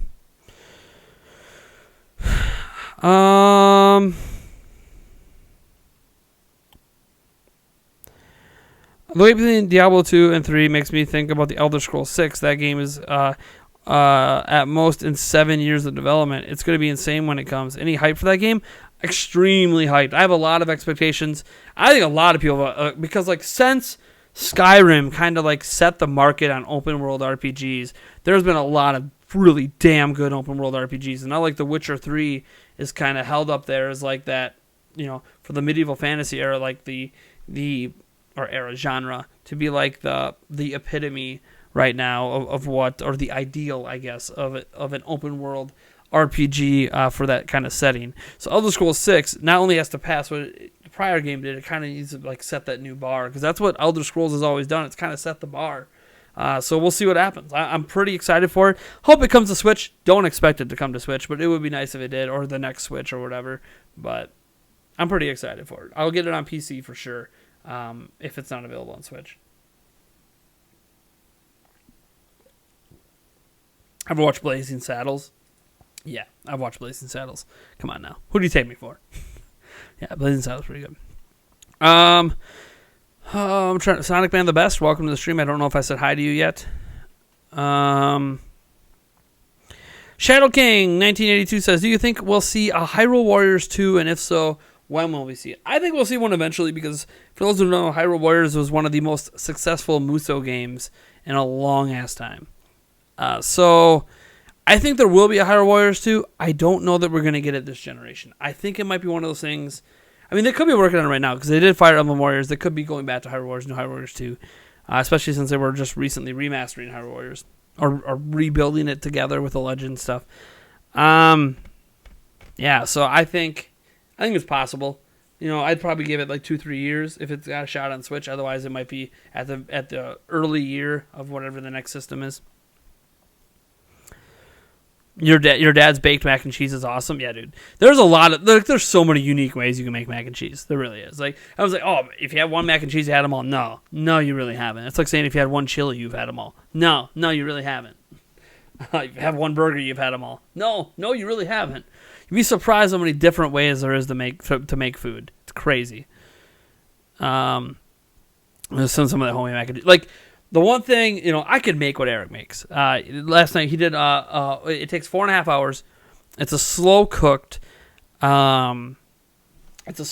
Cajun dish. So there's chicken. So chicken that you cook in it, and then eventually you shred. There's some cream, some whole milk. That's kind of the bad part of it is the cream and the whole milk. But whatever, it tastes so good, so damn good. Obviously, some Cajun seasoning, some lemon pepper. Noodles. I can't remember. It's his recipe, but it's got like 30 different spices in it. Oh, and then obviously cut up onions, and diced peppers, bell peppers, red, green, yellow. Well, I don't know, but it's freaking fantastic. It's like I said, it's like the best food I've ever had. It's not, but. Best food he's ever made, and it's a dish I don't make. I can make it, I'm sure I could figure out the recipe, and I could make it. And especially if it's in a slow cook. Slow cook recipes are always like the easiest to make, anyways, because you're just throwing a bunch of ingredients in a slow cooker, and you come back at a certain time, and it's done. The difference with this one is that you have to come back at like 2.5 hours, and then shred the chicken, and then it cooks for another 2 hours, because at the time you shred the chicken is also when you add the noodles. And anyways, it's really good. So the slow cooker for it's actually still right here from last night that I have to clean. The longer it sits there, the harder it is to clean the slow cooker. But I do got to clean it. But yeah, that's one of the best dishes that Eric makes. The best dish I've ever seen him make. It's good stuff. Josh Copeland, welcome to the stream. He says, "Dear Nate, should I download Pokemon Go? I have never been interested in Pokemon. I'm looking to start walking for my health, and I thought it might make it more fun." Definitely. One thing I will say about Pokemon Go is hopefully if you're going on walks, I hope you're walking in more highly populated areas, parks, a more populated rural area. My area around me, I live out by a lake, but while there's like a few blocks of a neighborhood here, there's not a lot of Pokemon out here. Even when you're popping candies and stuff, there's hardly any Pokemon. You'll see some here and there, but it's very rare, so it doesn't really make the walking more fun because there's not really, nothing happens.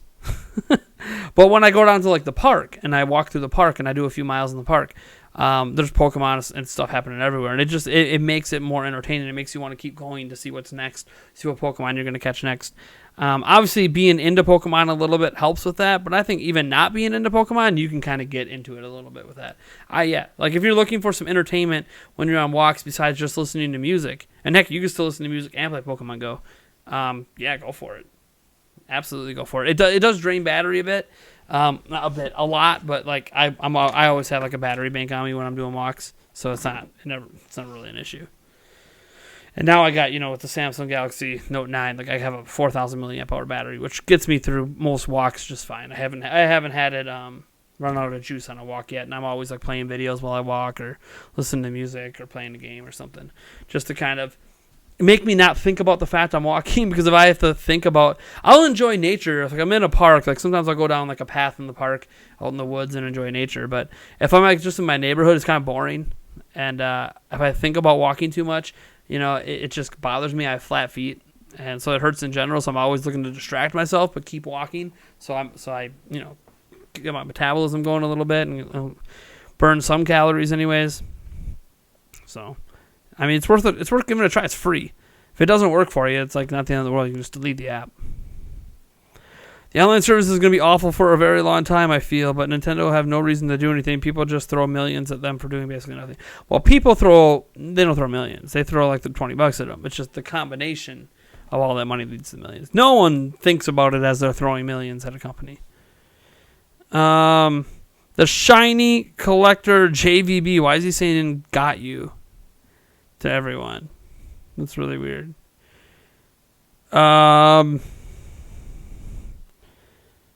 Eric got you. There's an Eric here? Did I miss an Eric?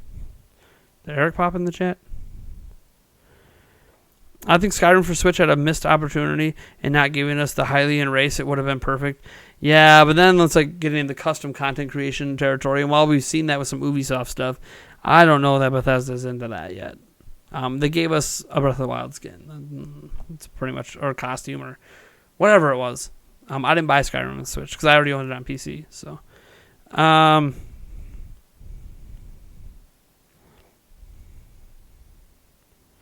well, Raikou, whose fault is that? Pokemon Go is great. It's dangerous, though. I tried to catch a Lapras while I was on your bicycle, and you nearly fell into the water. But you can't swim. Oh, my God. Dude, you can't play the game while you're riding a bike or driving a car, man. You can have your phone buzz and let you know there's a Pokemon up, but then you got to stop your bike. Stop riding it. That's just common sense. Like, you can't blame the game for that. It's not, the game isn't dangerous. Your habits are dangerous. I mean, you can listen to music while you ride a bike. That's fine, but you got to make sure you're paying attention. You got to watch things around you. It feels like a bot, the shiny collector. Keep saying gotcha to everyone. You're going to have less than 3 weeks to master Link for Ultimate. Every time I take Smash to my friends, they expect me to be better than them, and this time I intend to deliver. Have you not been delivering the last few releases? Last couple releases? Good luck. By the way, I suck at Smash Bros, guys. For those of you that become patrons so you can play against me in Smash, I will be highly shocked if I beat any of you. When we do Smash Bros tournaments, I'll be highly surprised if I beat anybody. I'm not good at Smash. Like someone like OJ was vehemently disagreeing with my opinion on the Piranha Plant DLC on his stream tonight. And someone's like, "Hey, Nintendo Prime, you should settle it in Smash." It's like, dude, he's way better at Smash than me. There's nothing to settle. Like him proving that he's better at Smash than me isn't really going to prove anything. maybe he'll play on my terms where I force items to be on, but he's still gonna wreck me. So, let me see here. They got your name wrong, so it's not a bot.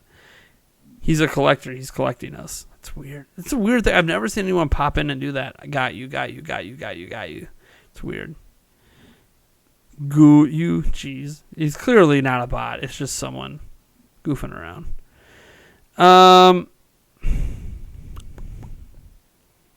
kicked my friends' asses with Mac and Smash 4. You're going to destroy everyone now? You know what? I just realized your name, Mac Main. It has to do with Little Mac. God, I'm so stupid. You even have the avatar. I'm so stupid. It means that you main Mac and Smash. I literally just got that now. Oh, God, I'm an idiot. See? You're definitely going to run 1v1s on Ultimate on your lunch break every day at work. Any of my coworkers can get it. Come challenge me now. K-Boom says, my friend has a Switch, has been playing Pokemon Go for over a year, and won't get Pokemon Let's Go. And his reasons he won't get it is because he doesn't want to play traditional Pokemon games. Huh. Did you show him a trailer of the game? I'm just curious, because like it's got a lot of differences that aren't like traditional games. Maybe he just doesn't want to like sit on it. The thing is, like, Pokemon Let's Go Pikachu in Eevee doesn't replace like an ARG game because it's not an ARG game. So if he just wants an ARG style game, then it's not really going to give that to him. You know? Yeah, I just realized I'm an idiot. You never caught that either. I never noticed Lissa in Fire Emblem Awakening wore a cap for like 4 years. Oh yeah, jeez. To say anything about amiibos in Let's Go? I don't think they've talked about amiibos in Let's Go. Anyone here play competitive Smash, like ranked tournaments? Nope, I don't. Another got you for my collection. Oh my god, what is going on? Probably not on phones, but Amiibo support on phones would be awesome. I mean, it uses NFC technology, and a lot of phones have that, so.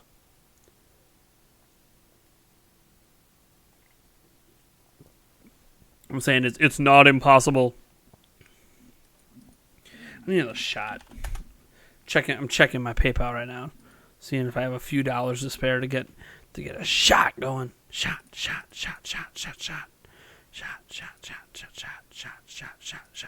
Everybody!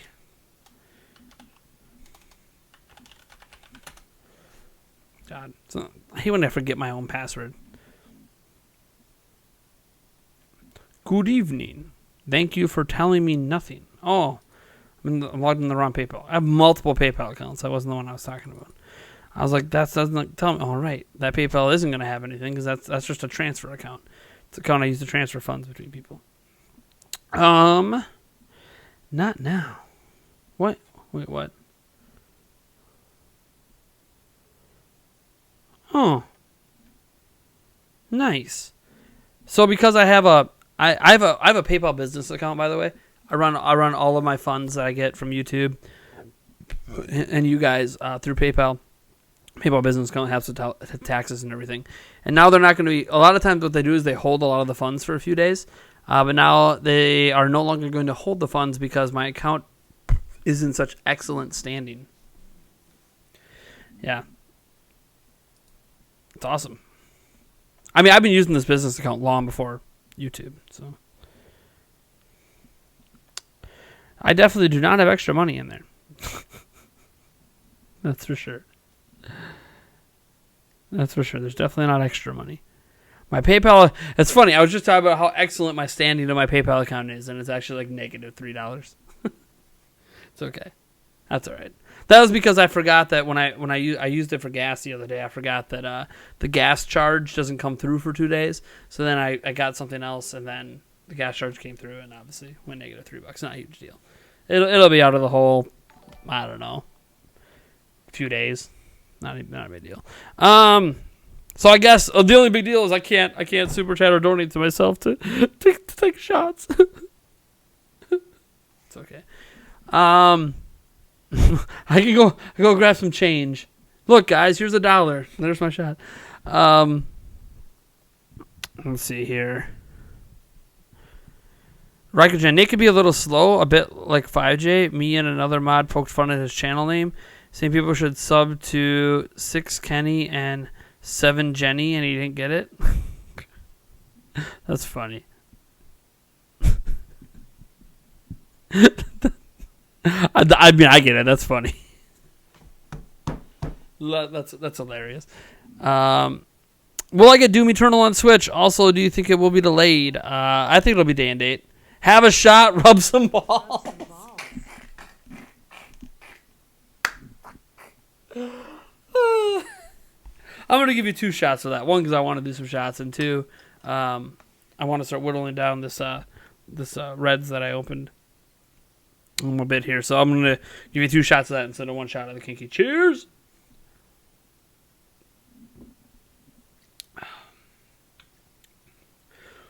Thank you so much. Joe, have a shot, rub some balls. Here we go. You guys can't see it right now. You see this arm action? Yeah, just rub my balls. Probably just got my channel suspended. No, maybe. There's nothing on camera. They can't prove it.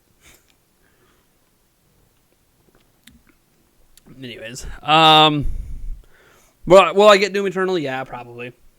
Do I think it will be delayed? No. I actually think they're going to have it day and date. I think they'll have it day and date. I think it's been planned to be day and date for a long time. Shadow King 1982. Do you think we'll see Amiibo support for a non-fighting Pokemon game? Probably. If not this one coming out, I don't think it's in this one because they haven't talked about it. The next one. I think the new generation of Pokemon games will have some sort of, it'll be like a Breath of the Wild bonus. Oh, you get extra Pokeballs or something, for tapping a Charizard Amiibo. Simon the Best says, do you ever put in a right password and no matter what, it doesn't take it, but you know that it's right and the site is lying? No. Because here's the thing. I'll think that, but then I have this little app that says show password, And what'll happen is, one, I either typed the username wrong, or two, in the password I might have accidentally capped something or fat thumbed it. So like I'll be really careful, but I might not know my caps lock is on because everything's hidden. So there's situations where it's always been right that something's wrong, either the username or the password's wrong, but you get frustrated with it because you can't see it. So you're like 99% sure, especially when you're doing it on my phone. I can't tell you how many times I have fat fingered the wrong freaking key on my phone, but whatever. You figure having a bigger phone would make it less likely you fat finger something, but nah, not really. The bigger the phone has gotten, the more I've been fat fingering. So I don't know what that says. Maybe, am I getting fatter? I hope not. Do you think that we'll see a Super Mario Party 2 on Switch? No. I think they're going to go back to one Mario Party per platform. I hope they go back to one Mario Party per platform. They should just update Mario Party. You got to get going, Sonic Man. Later, man. If you had to guess Pokemon Let's Go Metascore, you're talking about Metacritic. I'm going to go with like a 77. I think it's going to be kind of low, but not like embarrassingly low, like not down in the 60s. So I'm going to go with 77. Is that low for Pokemon? I don't even know. I should look at Metacritic. Hold on, let me get some context on what other Pokemon games have scored on Metacritic. I don't really read Pokemon reviews. It's one of the few things I just don't read reviews for. So Pokemon games, let's see here. Ultra Sun got an 84. But Mystery Dungeons get down in the 60s. Pokemon Quest got down in the 60s. Pokemon Sun's at 87. 83 for Omega Ruby. Yeah, so I'm gonna go down in the 70s, 77, something like that. There's just gonna be a lot of people that play it that are really into traditional Pokemon games as reviewers. They're gonna be like, it's not as bad as I thought, but it's still not good. I think that's gonna be the general opinion when it comes out. For the people that get counted on Metacritic, anyways. 2, because 2 balls don't lie. Oh man. When you're in the mood for finger foods, I like finger foods. I haven't had, I had some vegetables today that were finger foods, but I haven't had traditional, actual finger foods that fill you up in a little while.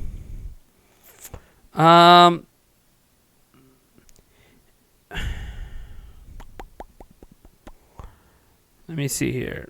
Fat fingering. I like my wording though; it's fun. Do you like Nintendo phone games? I like them, and I hope they release more. Yeah, they're not bad, Josh. They're not bad. Do I have any on my phone right now? That's the real question. I had all of them on an older phone of mine, but since I upgraded in the Switch, let's see if I have any on my phone. Let's see here. What is this? My son must have installed that one. I've got Dragalia Lost on my phone.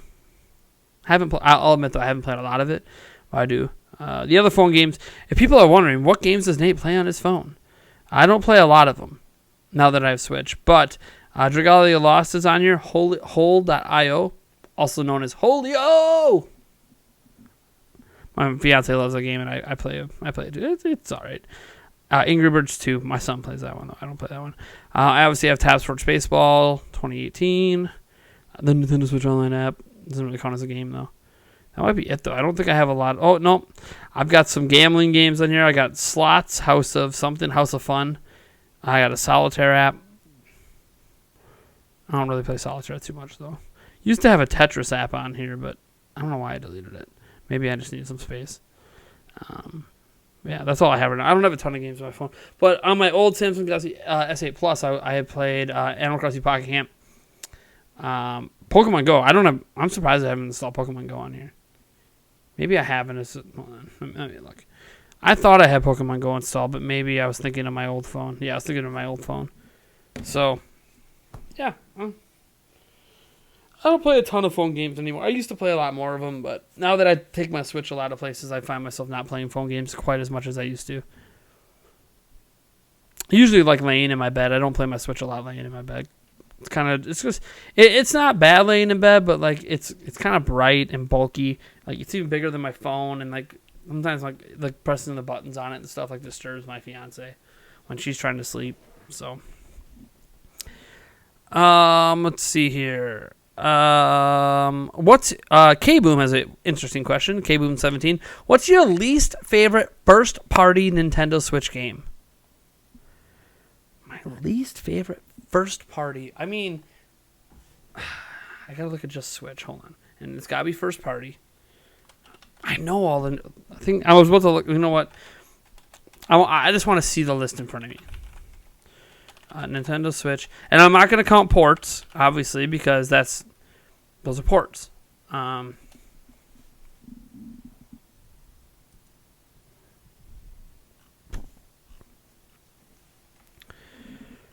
Okay, that's a terrible listing. Oh, here we go. Here's an updated. Eurogamer's got an updated list. Ones that have come out and ones that are upcoming. Oh, man. My least favorite. I mean, I know 1-2 Switch comes to mind, but I actually really like 1-2 Switch. So I'm trying to see if there's a game I like worse than 1-2 Switch on the first party front.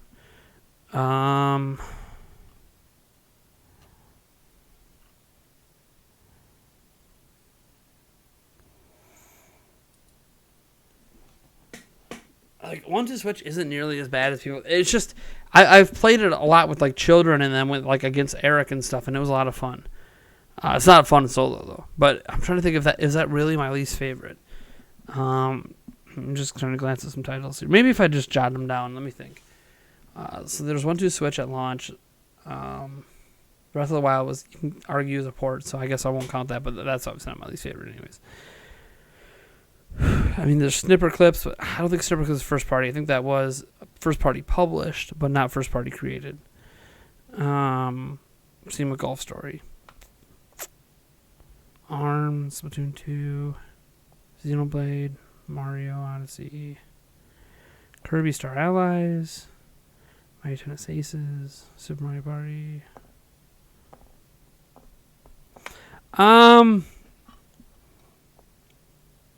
Yeah. Like, I enjoyed Kirby Star Allies.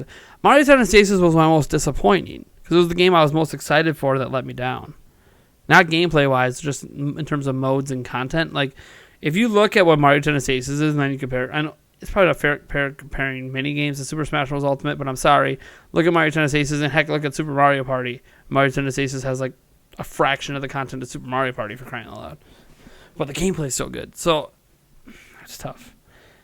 Probably 1-2 Switch, but it's not like least favorite in that I don't like it. It's probably more like, of all the games I like on Switch, that's first party. It just happens to be the one that's at the bottom for now. But it's got company that for various different reasons. But it's probably down there. The thing is, it's not like I don't like it. Like, it's fun. I don't know. Oh, no. Gosh, I'm stupid. Right about it. Nintendo Labo. The thing is about Nintendo Labo, it's actually a really fun, great educational tool. It's fun to do with my kids. But as an individual project for myself, it's kind of boring. Maybe I'm just out of the Toys to Life thing, or I'm out of like self-building, things like that. I don't know. Maybe it's just not for me.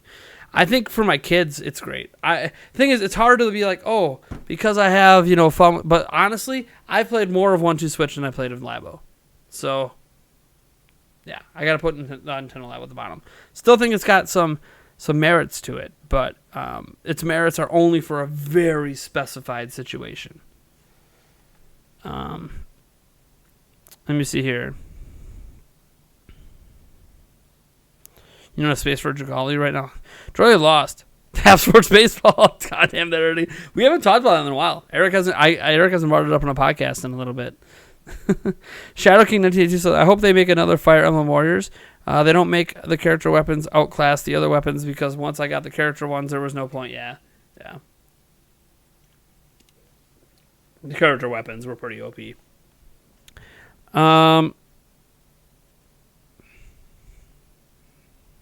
Shadow King says, do you think Capcom will revive Legends 3? Sorry if I missed your answer, but I stepped away for a minute. I want Mega Man Legends 3? Probably not. I think that's a dead and gone thing. Also, I forgot to mention 13 minutes ago because it happened around the same time that Joe hit us with that $5 donation. It said, Hassawan or whatever, he subscribed. Thank you so much for subscribing. Least favorite first party that I actually bought. Well, Xenoblade Torna DLC is a real answer. I guess Splatoon. I just don't care about it really. It's not for everyone. Tough day. I think you meant tough week since I'm pretty sure you had a few of these. I've had some. I mean, it's been a tough past week, but we're in a new week. For starters, I start my weeks on Sundays. How I view the week is Sunday through Saturday. So my week started. This week started yesterday. Most of the bad stuff last week happened last week, but today we had a donation. VG Buzz donated $2. Said, "Bro, I'm a wreck you for dissing Piranha Plant. It's worth every penny. 1v1 December 7th. But here's a tip: keep up the good work." Well, thanks for the tip, I guess. You wanted to come in and talk about how much you're going to wreck me. You gave me a tip, so I guess I got to give you some respect for that. Yeah, you'll probably wreck the hell out of me. I'm not that good at Smash Bros. Never been that good at Smash Bros. I thought I was good, and then I played some real players. I'm not that good. Yeah, the thing is, to play against me in multiplayer matches, you also have to support us on Patreon. I'm not going to be like, hey, go over to Patreon and support us on Patreon right now. But I only do multiplayer stuff with patrons.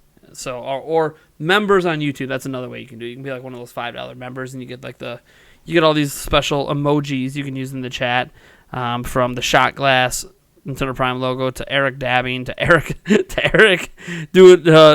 dressed as Tingle to Eric's weird smile to the drunk Nintendo Prime doing a shot logo to Eric's face on a balloon. So poor Eric. Eric's just become like everything when it comes to that stuff. But thank you so much. Cheers, man. So yeah, if you happen to be like at least a $1 backer on Patreon by then, go ahead. You can 1v1 me and destroy me. One of my first streams I do for it. Go for it. I mean, I'm going to try to win, but you'll probably destroy me. I'll probably play with a character I've never played with before and just get wrecked. Just because I want people to think I'm better with my mains when I'm probably not better with my mains. Let's see here. But yeah, as for GU King Heart, sorry, before I get to it, the tough day, today was the actual funeral, so final day for me to see him before he was put on the ground. I also carried the casket, and I was crying for like 8 hours today. So I don't know if it was tougher than the day my grandfather passed away, but it was pretty bad. I mean, good, but bad. I mean, is there anything really good about a funeral besides having family all together, I guess? I don't know. Because you'd rather just not have to have the funeral. You'd rather family get together because the holidays, not because, like, someone died. What's my favorite second-party game on SNES with a release in 1994? You're trying to get me at something. I don't remember what released in 1994. 1994 SNES games. Let's see here. You trying to get me to say no? Donkey Kong Country though wasn't. I guess Donkey Kong Country you could say was second party, even though it was a first party IP. Killer Instinct, Super Metroid, Earthbound, Final Fantasy VI, Earthworm Jim. I'm just trying to see if there's anything that obviously steps out to me besides Donkey Kong Country.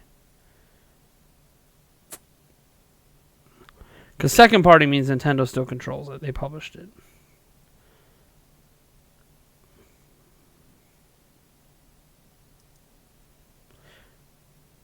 Man, there's so many good games in 94. So many of them.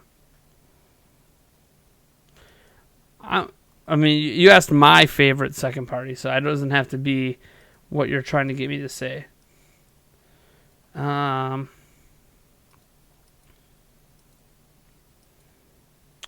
Thing is, I'm not sure what was second party and what was not back then. Was Earthbound second party? No, Earthbound was made internally. Well, then it probably has to be Donkey Kong Country because that was made by Rare, that Nintendo did not own primarily, so they would be a second-party company. So I guess Donkey Kong Country is the only one I even see that I know at least was second-party. Let's see here.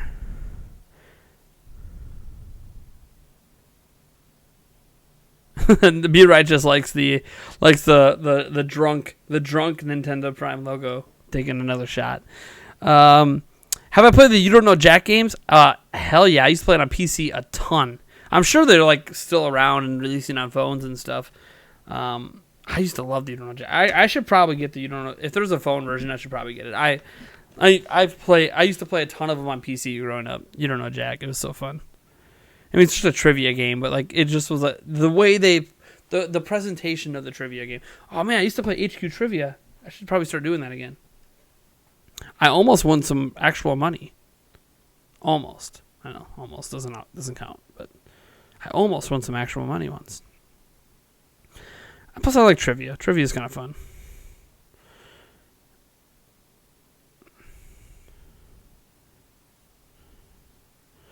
This person keeps trying to get me to try out this little clip-on thumbstick for phones.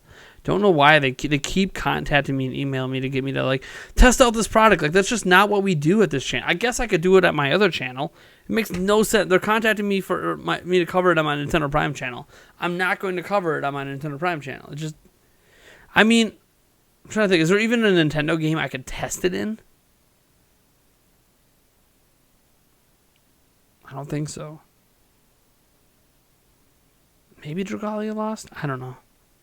I guess I could get it and see if I can make it work in a Nintendo game on phone to make an excuse to make it from a channel just because they really want to send me it for some reason. It might just be garbage anyways, but hope once all the Final Fantasy games announced come out on Switch that we get a Star Ocean announcement for Switch. I want at least the first 3. Not bad. It'd be kind of nice. World of Final Fantasy Maxima is 2 days from now. Yes, it is. The Nintendo Project. Welcome. I don't know what the project is, but welcome. You said you bet the next direct to be all about Nintendo DLC plans for their huge attach rate games such as Mario Tennis Aces, Mario, Zelda, Splatoon, Smash, and more. It could be because the president came out and obviously said publicly that they want to do more DLC for their big games. So, could be, maybe. Let's play Jackbox or something interactive. It would be fun. If you could have one custom Joy-Con design, what would it be? A custom Joy... I mean, I haven't thought about custom Joy-Con designs in a while.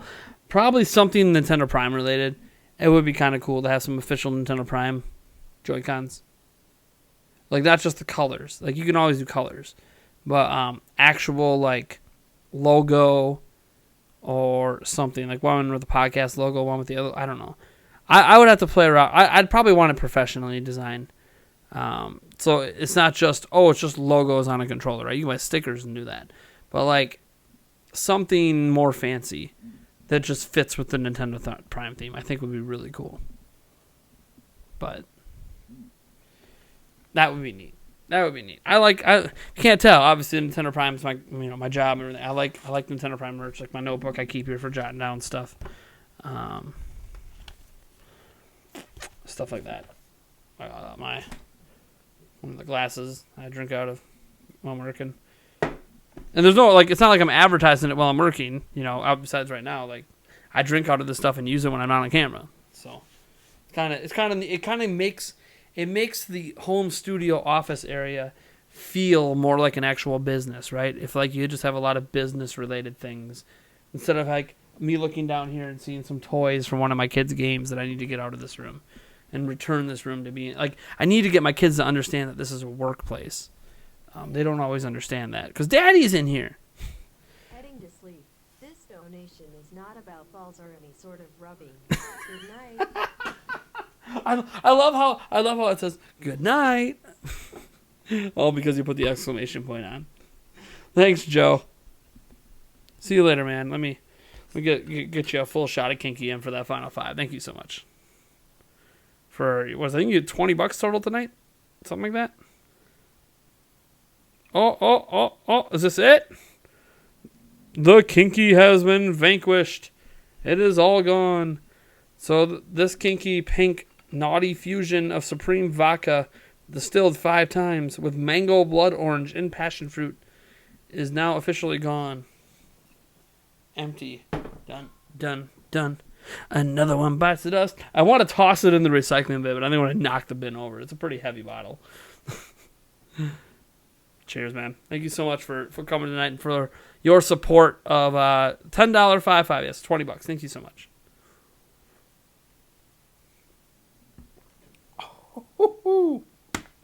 They sound like they'll do that again anytime soon. I'm all out. Sucks the bottle's empty.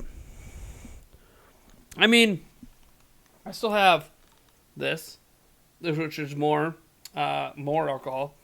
Apple Smash. I got the Jacko Blast as well. I also have tequila, but tequila's special. Like, it has to be like hundo spots for me to get the tequila. Tequila, you know it's going to be a good time when the tequila gets out. For you guys, anyways. It's not going to be so good for me. It's so punishing for me that I'm only willing to punish myself for that for like the big $100 donations. And believe it or not, we do get them. I've gone through an entire bottle of tequila on this channel over the past year. So it happens.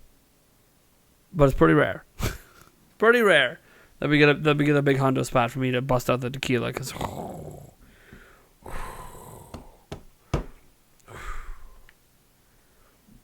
dangerous. That's all I can say. Dangerous. Let's see here. But thanks so much, Joe.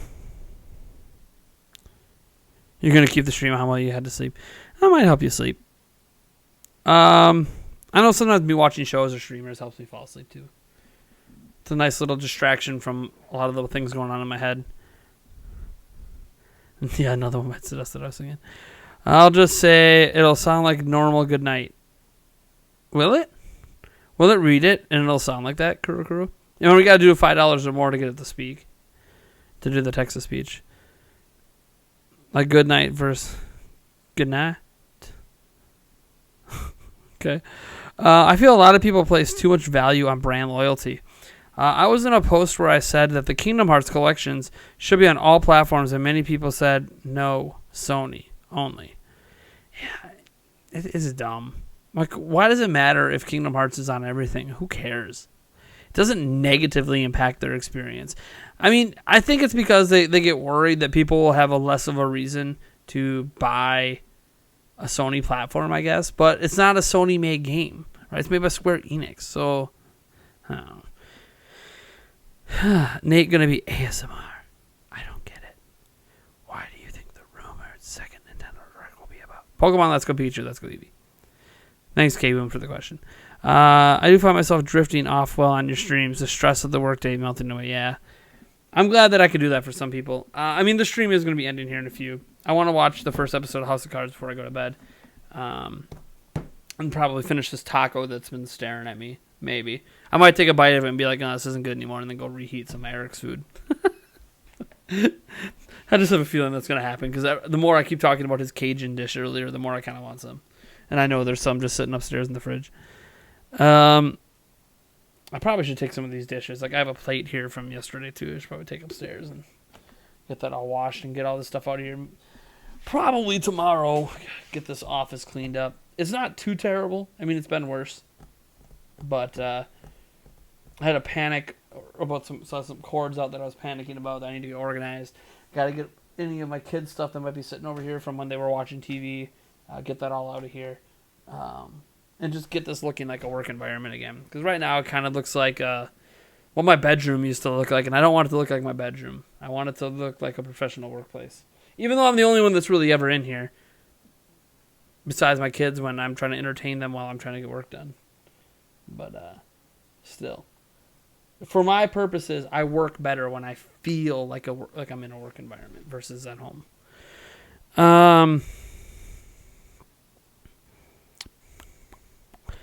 Due to Kingdom Hearts, 1.5, 2.5, 2.8 is on Switch or Xbox. I dump wads of cash on Square. Yeah, no, I get your Kingdom Hearts bias. Freaky Deaky says, what are your favorite adventure games on Switch? Breath of the Wild.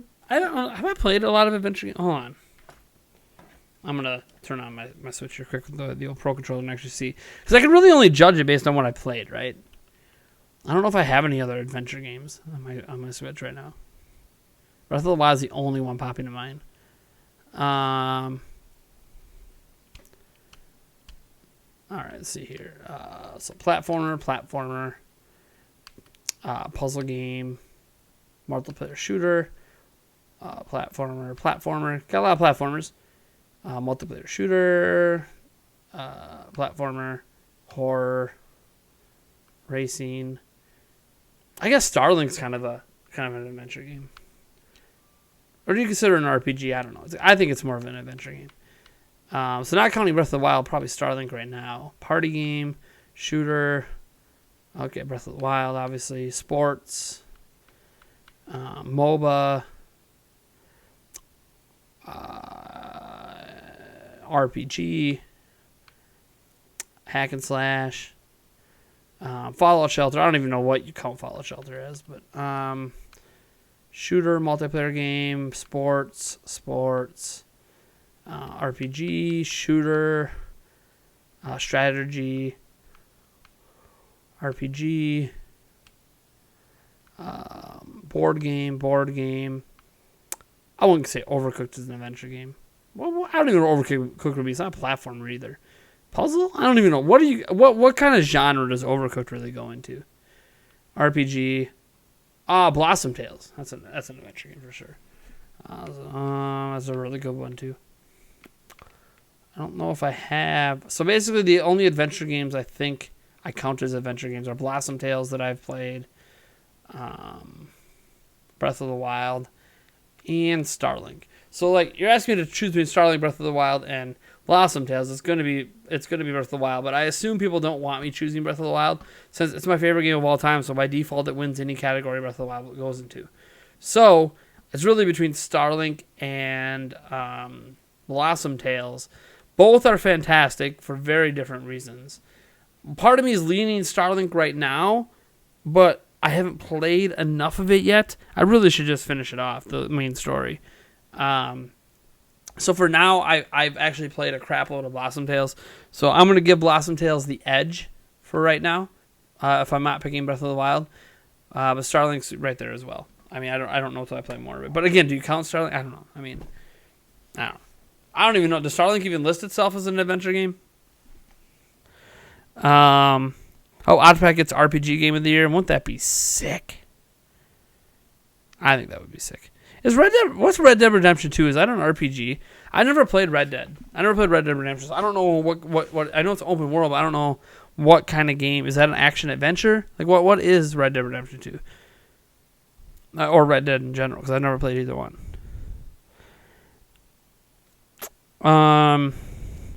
You want the 2000 cartoons in there, like Kim Possible?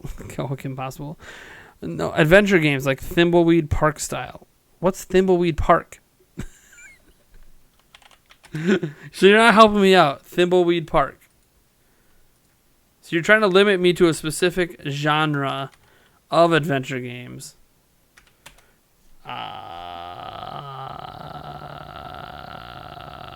Thimbleweed Park. I've heard of it, but I've never. Maybe I'll watch the launch trailer here. Well, I'm not gonna listen to it, but I want to see some gameplay. I'm waiting for this ad to end. A whole bunch of political ads right now because voting's obviously tomorrow. Okay, some guys. Oh, it's like a graphic novel? Side scrolling. Yeah, definitely an adventure game, though. It's like a graphic novel style adventure game.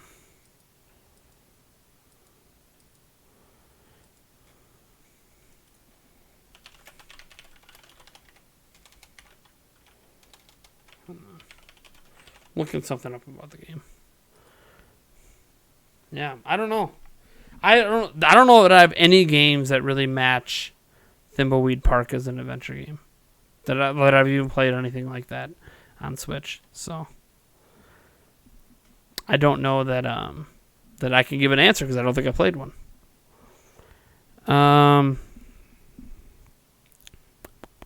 And I think the ones I was talking about are more action adventure than just straight adventure. I don't play a lot of straight adventure games, if I'm being completely honest.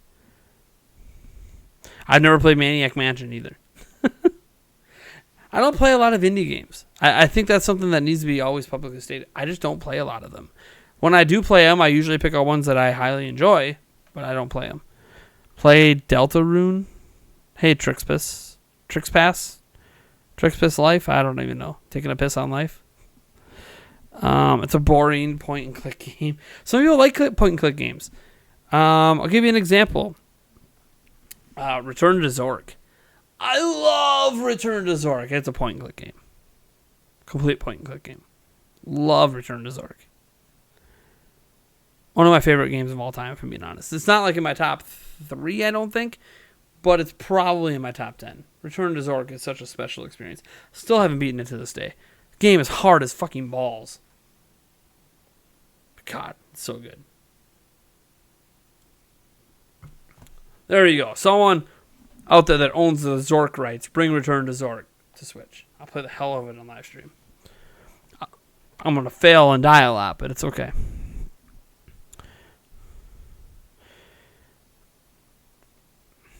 Mario Odyssey is categorized as an adventure game and 3D platformer. Yeah, but I count it as a platforming game. It's just like an action-adventure platformer. Does that make sense? I don't know if that makes sense. It's really hard, like, classifying genres on things. Like, some people think Breath of the Wild's an RPG, but it's more of an action-adventure that has RPG elements. So it's like, are you really wrong if you think it's like an RPG? I mean, I don't know if you're wrong. I play Nintendo, nothing against other console platforms. Games like God of War, Red Dead 2, Spider-Man, The Last of Us just don't appeal to me. It's okay if it doesn't appeal to you. They kind of appeal to me, that's the thing. I know I'm kind of missing out because I would really enjoy those games. But it's really hard for me to play those kind of games now because a lot of times I get the game, my kids are around, and it's like, I got to be careful what I play. Like, it's surprising that I played as much of The Witcher 3 as I have, considering my children, but I've been able to sneak in some play sessions. Where would I rank Chrono Trigger? Like, just overall in general in the whole of gaming. I don't know about an exact spot. It's probably in my top 30. I would have to actively sit down and think long and hard. First, I would have to write down every game. I'd have to go through each platform. I'd probably have to look at a list of games to jog my memory a bit on which games I played and what my experiences were, and write down all the games I've played, and then I would have to, from that, extrapolate a list out on what would be my top 30, top 100, top 200, whatever.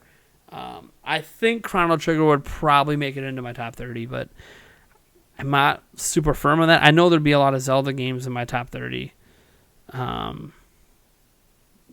Again, I have an affinity for Zelda games, so I know there's just a straight-up bias there.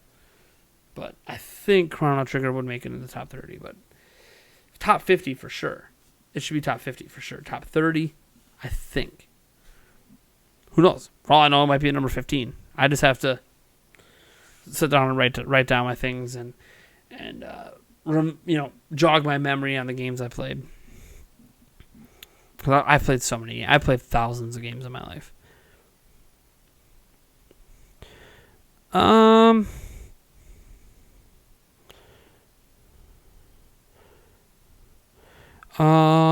Shadow King says, I believe the Smash Ultimate theme improved 100% with adding of lyrics. It's possible with the Pete Brawl for my favorite. Dude, as soon as, when they were doing that cutscene, that for the World of Light thing, and all of a sudden, when Kirby crashes into the, what looks like at least a future version of whatever world Smash Bros. Takes place in, like that music.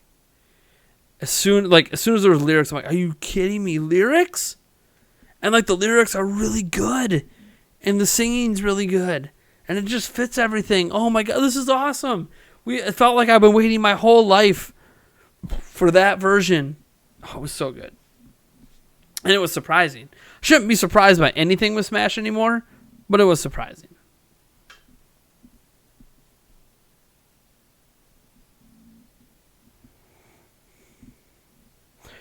True Dog X. Some feel that having a Piranha Plant as a playable character lowers the standard for who can be a playable character in Smash, because it opens up the chance for Goomba and Koopa Troopa. What are your thoughts? What the hell's wrong with Goomba and Koopa Troopa being playable in a fucking Smash game? Like, what's the problem with that? Hold on. Let's just look at some of the characters that are in Super Smash Bros. Ultimate, right? Right. When people talk about lowering the standards, whatever arbitrary standards people put on what's possible in a video game. Let me just glance at the complete roster here. Hopefully, okay. This GameSpot article better not be just a video. I want the actual list. Oh, here we go. They got an image. So let's think about things that they have done in the past. I'm just going down the list here.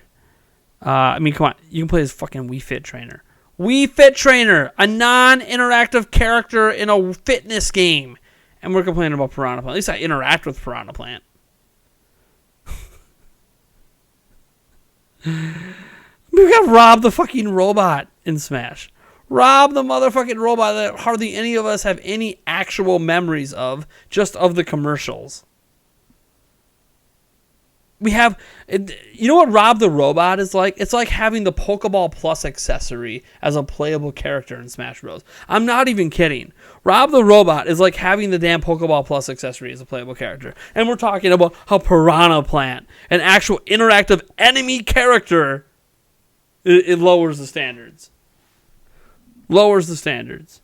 Okay. All right. I mean, does the Piranha Plant lower the standards any worse than Bowser Jr., for crying out loud? Duck Hunt. I mean, I guess Duck Hunt. A little more iconic, I suppose, maybe. But Bowser Jr., really? How's Piranha? I mean, some people. Some people. So, no, I don't have the kind of standards, I guess, that people do. I think Piranha Plant's a freaking amazing Smash Bros. Character. Hell, put a Goomba and a Koopa Troopa in there. Hell, give me a damn Keese. Give me a playable Keese from The Legend of Zelda. Now. No Zubat. I want a Keese from The Legend of Zelda. Let's go. Zelthos. Let's go, baby. Come on. Forget Girahim. I want a Bokoblin, baby. Give me a damn Bokoblin. I don't know what the problem is. It's literally the original idea of Smash was smashing together Nintendo IPs. Yeah, they've expanded it to some third-party stuff, but Piranha Plant, baby, should have been there. Should have been part of the original roster. Let me see. Believe Smash Ultimate. Well, oh yeah, we talked about that. I agree with Arlo. It proves every Smash character doesn't have to be that huge of a thing and opens up so many doors. Yeah, what Arlo said on it, I think, is very pertinent. It's Smash Bros. Ultimately, like, I know so many people get so passionate or so angry about the character and the rosters, and I'm just like, guys, it's just ultimately Piranha Plant's like a reminder of, like, that it's a video game, right? It's so many people take Super Smash Bros. And they put it on like this pedestal, right? Because it's the only game that's like it, not just in the fighting genre, but in gaming in general, that mashes these IPs together. So it's the only game that's like, it's a completely original game concept that stands on its own, that other companies have tried to copy and no one's been able to do it successfully. So people take it because it's that kind of game, and they put it on this pedestal that it needs to remind people of the kind of game it is. When the ultimate reminder is that Super Smash Bros. Entire intention is just to be fun. It's supposed to be a fun game with fun characters to play. And Piranha Plant's a nice reminder of just like how zany and silly and fun this entire concept of Super Smash Bros. Even is. Like, Smash Bros. Kind of got caught taking itself so seriously over the years that Piranha Plant's kind of like a reminder that, hey, like, this isn't like this big super serious thing. It's just a fun game. To remind people why Super Smash Bros. Matters. It doesn't need to be this game that places ultra importance on the entire history of video games. Like, that's not what Super Smash Bros. Ever supposed to be. It wasn't supposed to be a game that's about the history of video games. It's supposed to be about having fun, playing with these wacky, zany characters from multiple games. That's all. And putting them in a stage and kicking the crap out of each other. So, I don't know. It doesn't bother me. I can think of one YouTuber who would love to have Goomba as a playable character in Smash. Does his name start with the Gaijin Goomba? Eric. Eric's not really a YouTuber, though. He doesn't have his own channel, but Eric would love to have a playable Goomba. MSW Animation says, I have a problem. I don't know what I should buy. Wii and Pokemon Let's Go Eevee and Pokemon Let's Go Pikachu and Eevee or Pokemon Let's Go Eevee. I never own. Why is Wii in the conversation? It's not playable on Wii. It's on Switch. Anyways, Pokemon Let's Go Eevee or Pokemon Let's Go Pikachu and Eevee or Pokemon Let's Go Eevee. I never owned a Wii, so could you help me? Well, for starters, Pokemon Let's Go is not on a Wii. It's on the Nintendo Switch. Wii is from 2006. Nintendo Switch is from 2017. So, if you want to play Let's Go Eevee and Let's Go Pikachu, you got to own a Nintendo Switch, not a Nintendo Wii. It's okay if you don't know that, but that's what the system's called. It's a Nintendo Switch. As for should you buy Pokemon Let's Go Eevee or Pokemon Let's Go Pikachu? It's not Pokemon Let's Go Pikachu and Eevee, by the way. It's Pokemon Let's Go Eevee, Pokemon Let's Go Pikachu. Just to clarify, those are the games. There's no and. It's just one or the other. So if you buy a Switch and you're buying it for Pokemon Let's Go Pikachu, Let's Go Eevee, it really doesn't matter which one you get. It doesn't, because they're the same game, right? You're basically looking at, what if you care about, which Pokemon are exclusive to each version. That's one determining factor for some people. The other is basically which Pokemon do you want following you around the entire game? Do you want it to be Pikachu or do you want it to be Eevee? So, do you like Pikachu more or do you like Eevee more? That's basically makes the decision for you on which version you should buy if you're going to buy a Switch to play it. Isabel's adorable. Isabel's an amazing NPC and an amazing character in the game. Dude, that fishhook, that fishhook is crazy. The Game & Watch thing, the damn calculator graphic from 30 years ago. I mean, it was like calculator style graphics, but it was like an actual watch game thing. True Dog Guy says, I agree 100% with you on character options. Just curious after reading and seeing vids by others arguing that lower standard opinion point, I might make Piranha Plant my main. I mean, dude, it's okay, if people think that. I mean, think about the controversial opinions I have. It's okay for people to think that the standards are too low. I just disagree. I think people have standards too high. I think people's standards for characters in Smash Bros. Is too high. And I get why it's high. I get wanting these upper echelon band. I want Banjo-Kazooie like crazy. I would love to see Isaac and Waluigi and all these. I'd love to see this stuff playable. But God, I can't complain about Piranha Plant. He looks awesome. And that's what Smash Bros. Is about. Having fun and looking awesome. Can't complain about that. I didn't even realize I hit 39,000 subs today.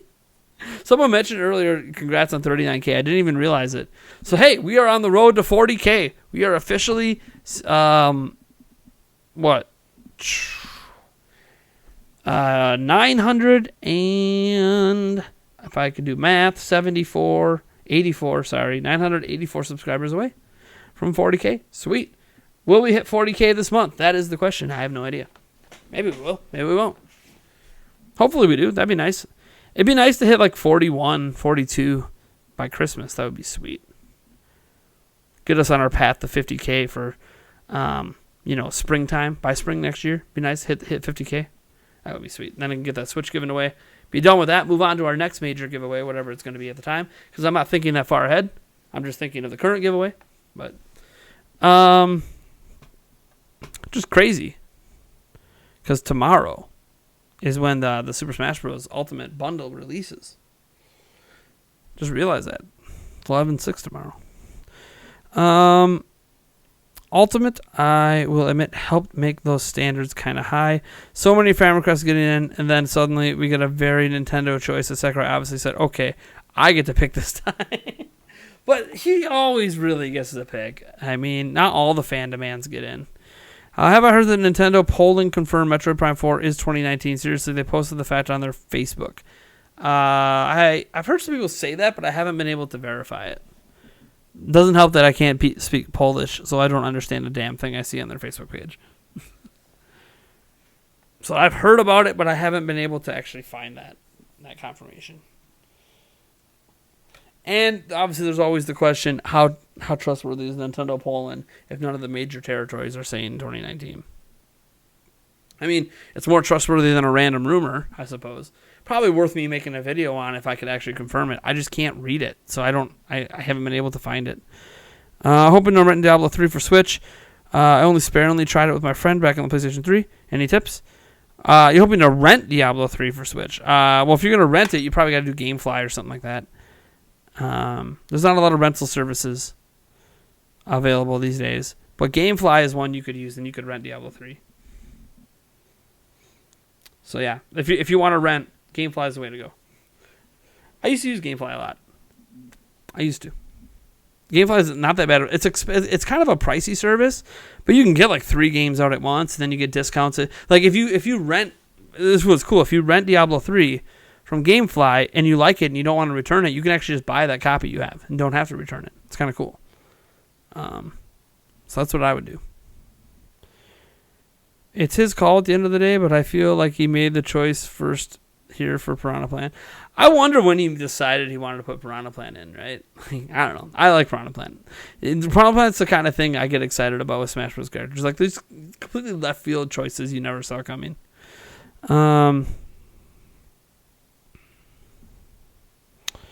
Let's see. Do you think Mario Strikers is possible for Switch? Probably not. I mean, they could. They could make a new one, I guess. It's possible they could make a new one. I was disappointed that Isaac wasn't revealed, and I hope Sora makes it in as DLC. Sora. Why does that sound so familiar? Oh, that's Kingdom Hearts. Okay. But I'm fine if it doesn't happen, and I think people should adopt this attitude and stop getting angry. I mean, getting angry doesn't make a whole lot of sense. Like, you can be disappointed. I think it's fine to be disappointed. Getting actually visibly angry, I think people in general, like, I'm not going to ever tell someone don't take video games seriously because I obviously take them seriously myself. But, like, it's not life or death. It's not really worth getting, like, visibly, emotionally disturbed by something not being in a game, you know? Like, I can be upset about things, but ultimately the camera turns off, and in the end, it doesn't really make that huge a difference in my life, right? Like, it sucks, but life moves on. You rent games for free at your local library. They have basically every physical Switch game? What? Your local library is awesome. My local library lets you rent some games, but they're always, like, old. Like, you can get some old 3DS or DS games. You can't get, like, any of the new stuff. That's really cool that your local library goes above and beyond and does all the recent stuff. Sweet. Still for playable Rex, but you obviously can't keep the copy, but it's free, so it doesn't matter. You just go buy it.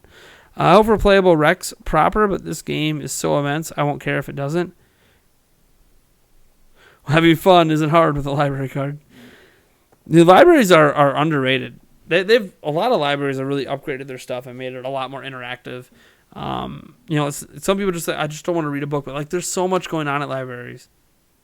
They're really cool. I really hope they don't go extinct one day because libraries are so amazing. I meant tips for Diablo. I'm playing Diablo. I don't know, man. As a first-time player, I don't know. Like, are you into really difficult experiences? Because if you are, go for hard mode right away. It's going to be punishing, but fulfilling. I mean, it's an RPG. So, I don't really have... Here's the thing. I didn't play Diablo 3. I played Diablo 1 and 2. And 3 is very different from 1 and 2 in some regards. So, I can't really give you too many tips until I play it myself. But everyone plays differently. I don't know, do you play just to get through the story and to get through the stuff? Because then, you know, you'll probably play in an easier mode. If you're playing for the challenge and you go with the harder modes. I don't really have any specific tips for that game because I just haven't played it. But what I've heard is you can play it without playing the prior games. I mean, that's all Blizzard games are kind of like that. You don't need to play the prior games to understand what's going on in the current. Because they'll kind of do recaps throughout the games to kind of anything that you need to know from the prior games, it'll let you know.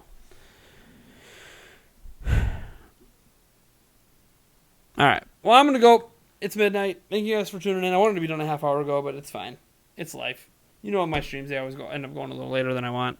I'm going to watch the episode of House of Cards and get all ready for bed. While I do that, I should give a shout out here to everyone who showed their support today. First up, everyone who watched that shout out earlier, thank you guys so much for tuning in. I gotta give specific shout outs to Matthew Campos, who hit us with a $2 super chat, Edward with a $1, Blue Bolt with a $5, Nintendo Game Talk also hit us with a $5 super chat earlier. We had Joe hit us with a $10 donation. Oh, that reminds me. I got to center Joe here. Poor Joe. Nope, that's not what I want to do. That's fine. Where is monthly top super chat, top donation? There it is. Center Joe there a little bit, looking better. A little more center, not perfect. Let's see if I can do a better job than that. I don't know why my camera's glitching out. All right. That's a little better. That's actually a lot better than what it was. All right. So Joe hit us with a $10 donation. Then he hit us with a $5. We also had a $2 donation from VG Buzz, who was challenging me to Smash Bros. And then a $5 donation as well from Joe to end the night for $20 off of him. I always have to give totals and let people know kind of, hey, look, you guys, this kind of stuff, the donations, the super chats, this helps enable what I do almost more than the revenue I make on individual videos. So we had $13 in super chat revenue and $22 in donation for a grand total of $35 tonight. I want to thank you guys so much for all of that support, all of our patrons, all of our members. Those of you guys in the chat I've seen throughout the chat that are members on our YouTube channel are they called members now? No, they used to be sponsors. Now they're called members. Anyone who happened to support us on Twitch. I didn't see anyone chatting on Twitch tonight, but that's all right. Thank you guys so much. And I don't know when I'm streaming again. I'm not back on any sort of regular streaming schedule right now. Still in the morning process. But once I feel comfortable to commit to streams regularly, I'll do them. I mean, I've still obviously been live streaming. But, having like an actual schedule of what I'm going to do instead of just doing impromptu streaming when I feel like it. We'll get back to a regular stream schedule, I hope, here before we get to the holidays at the end of the month. All right. I'll catch you guys later. Peace.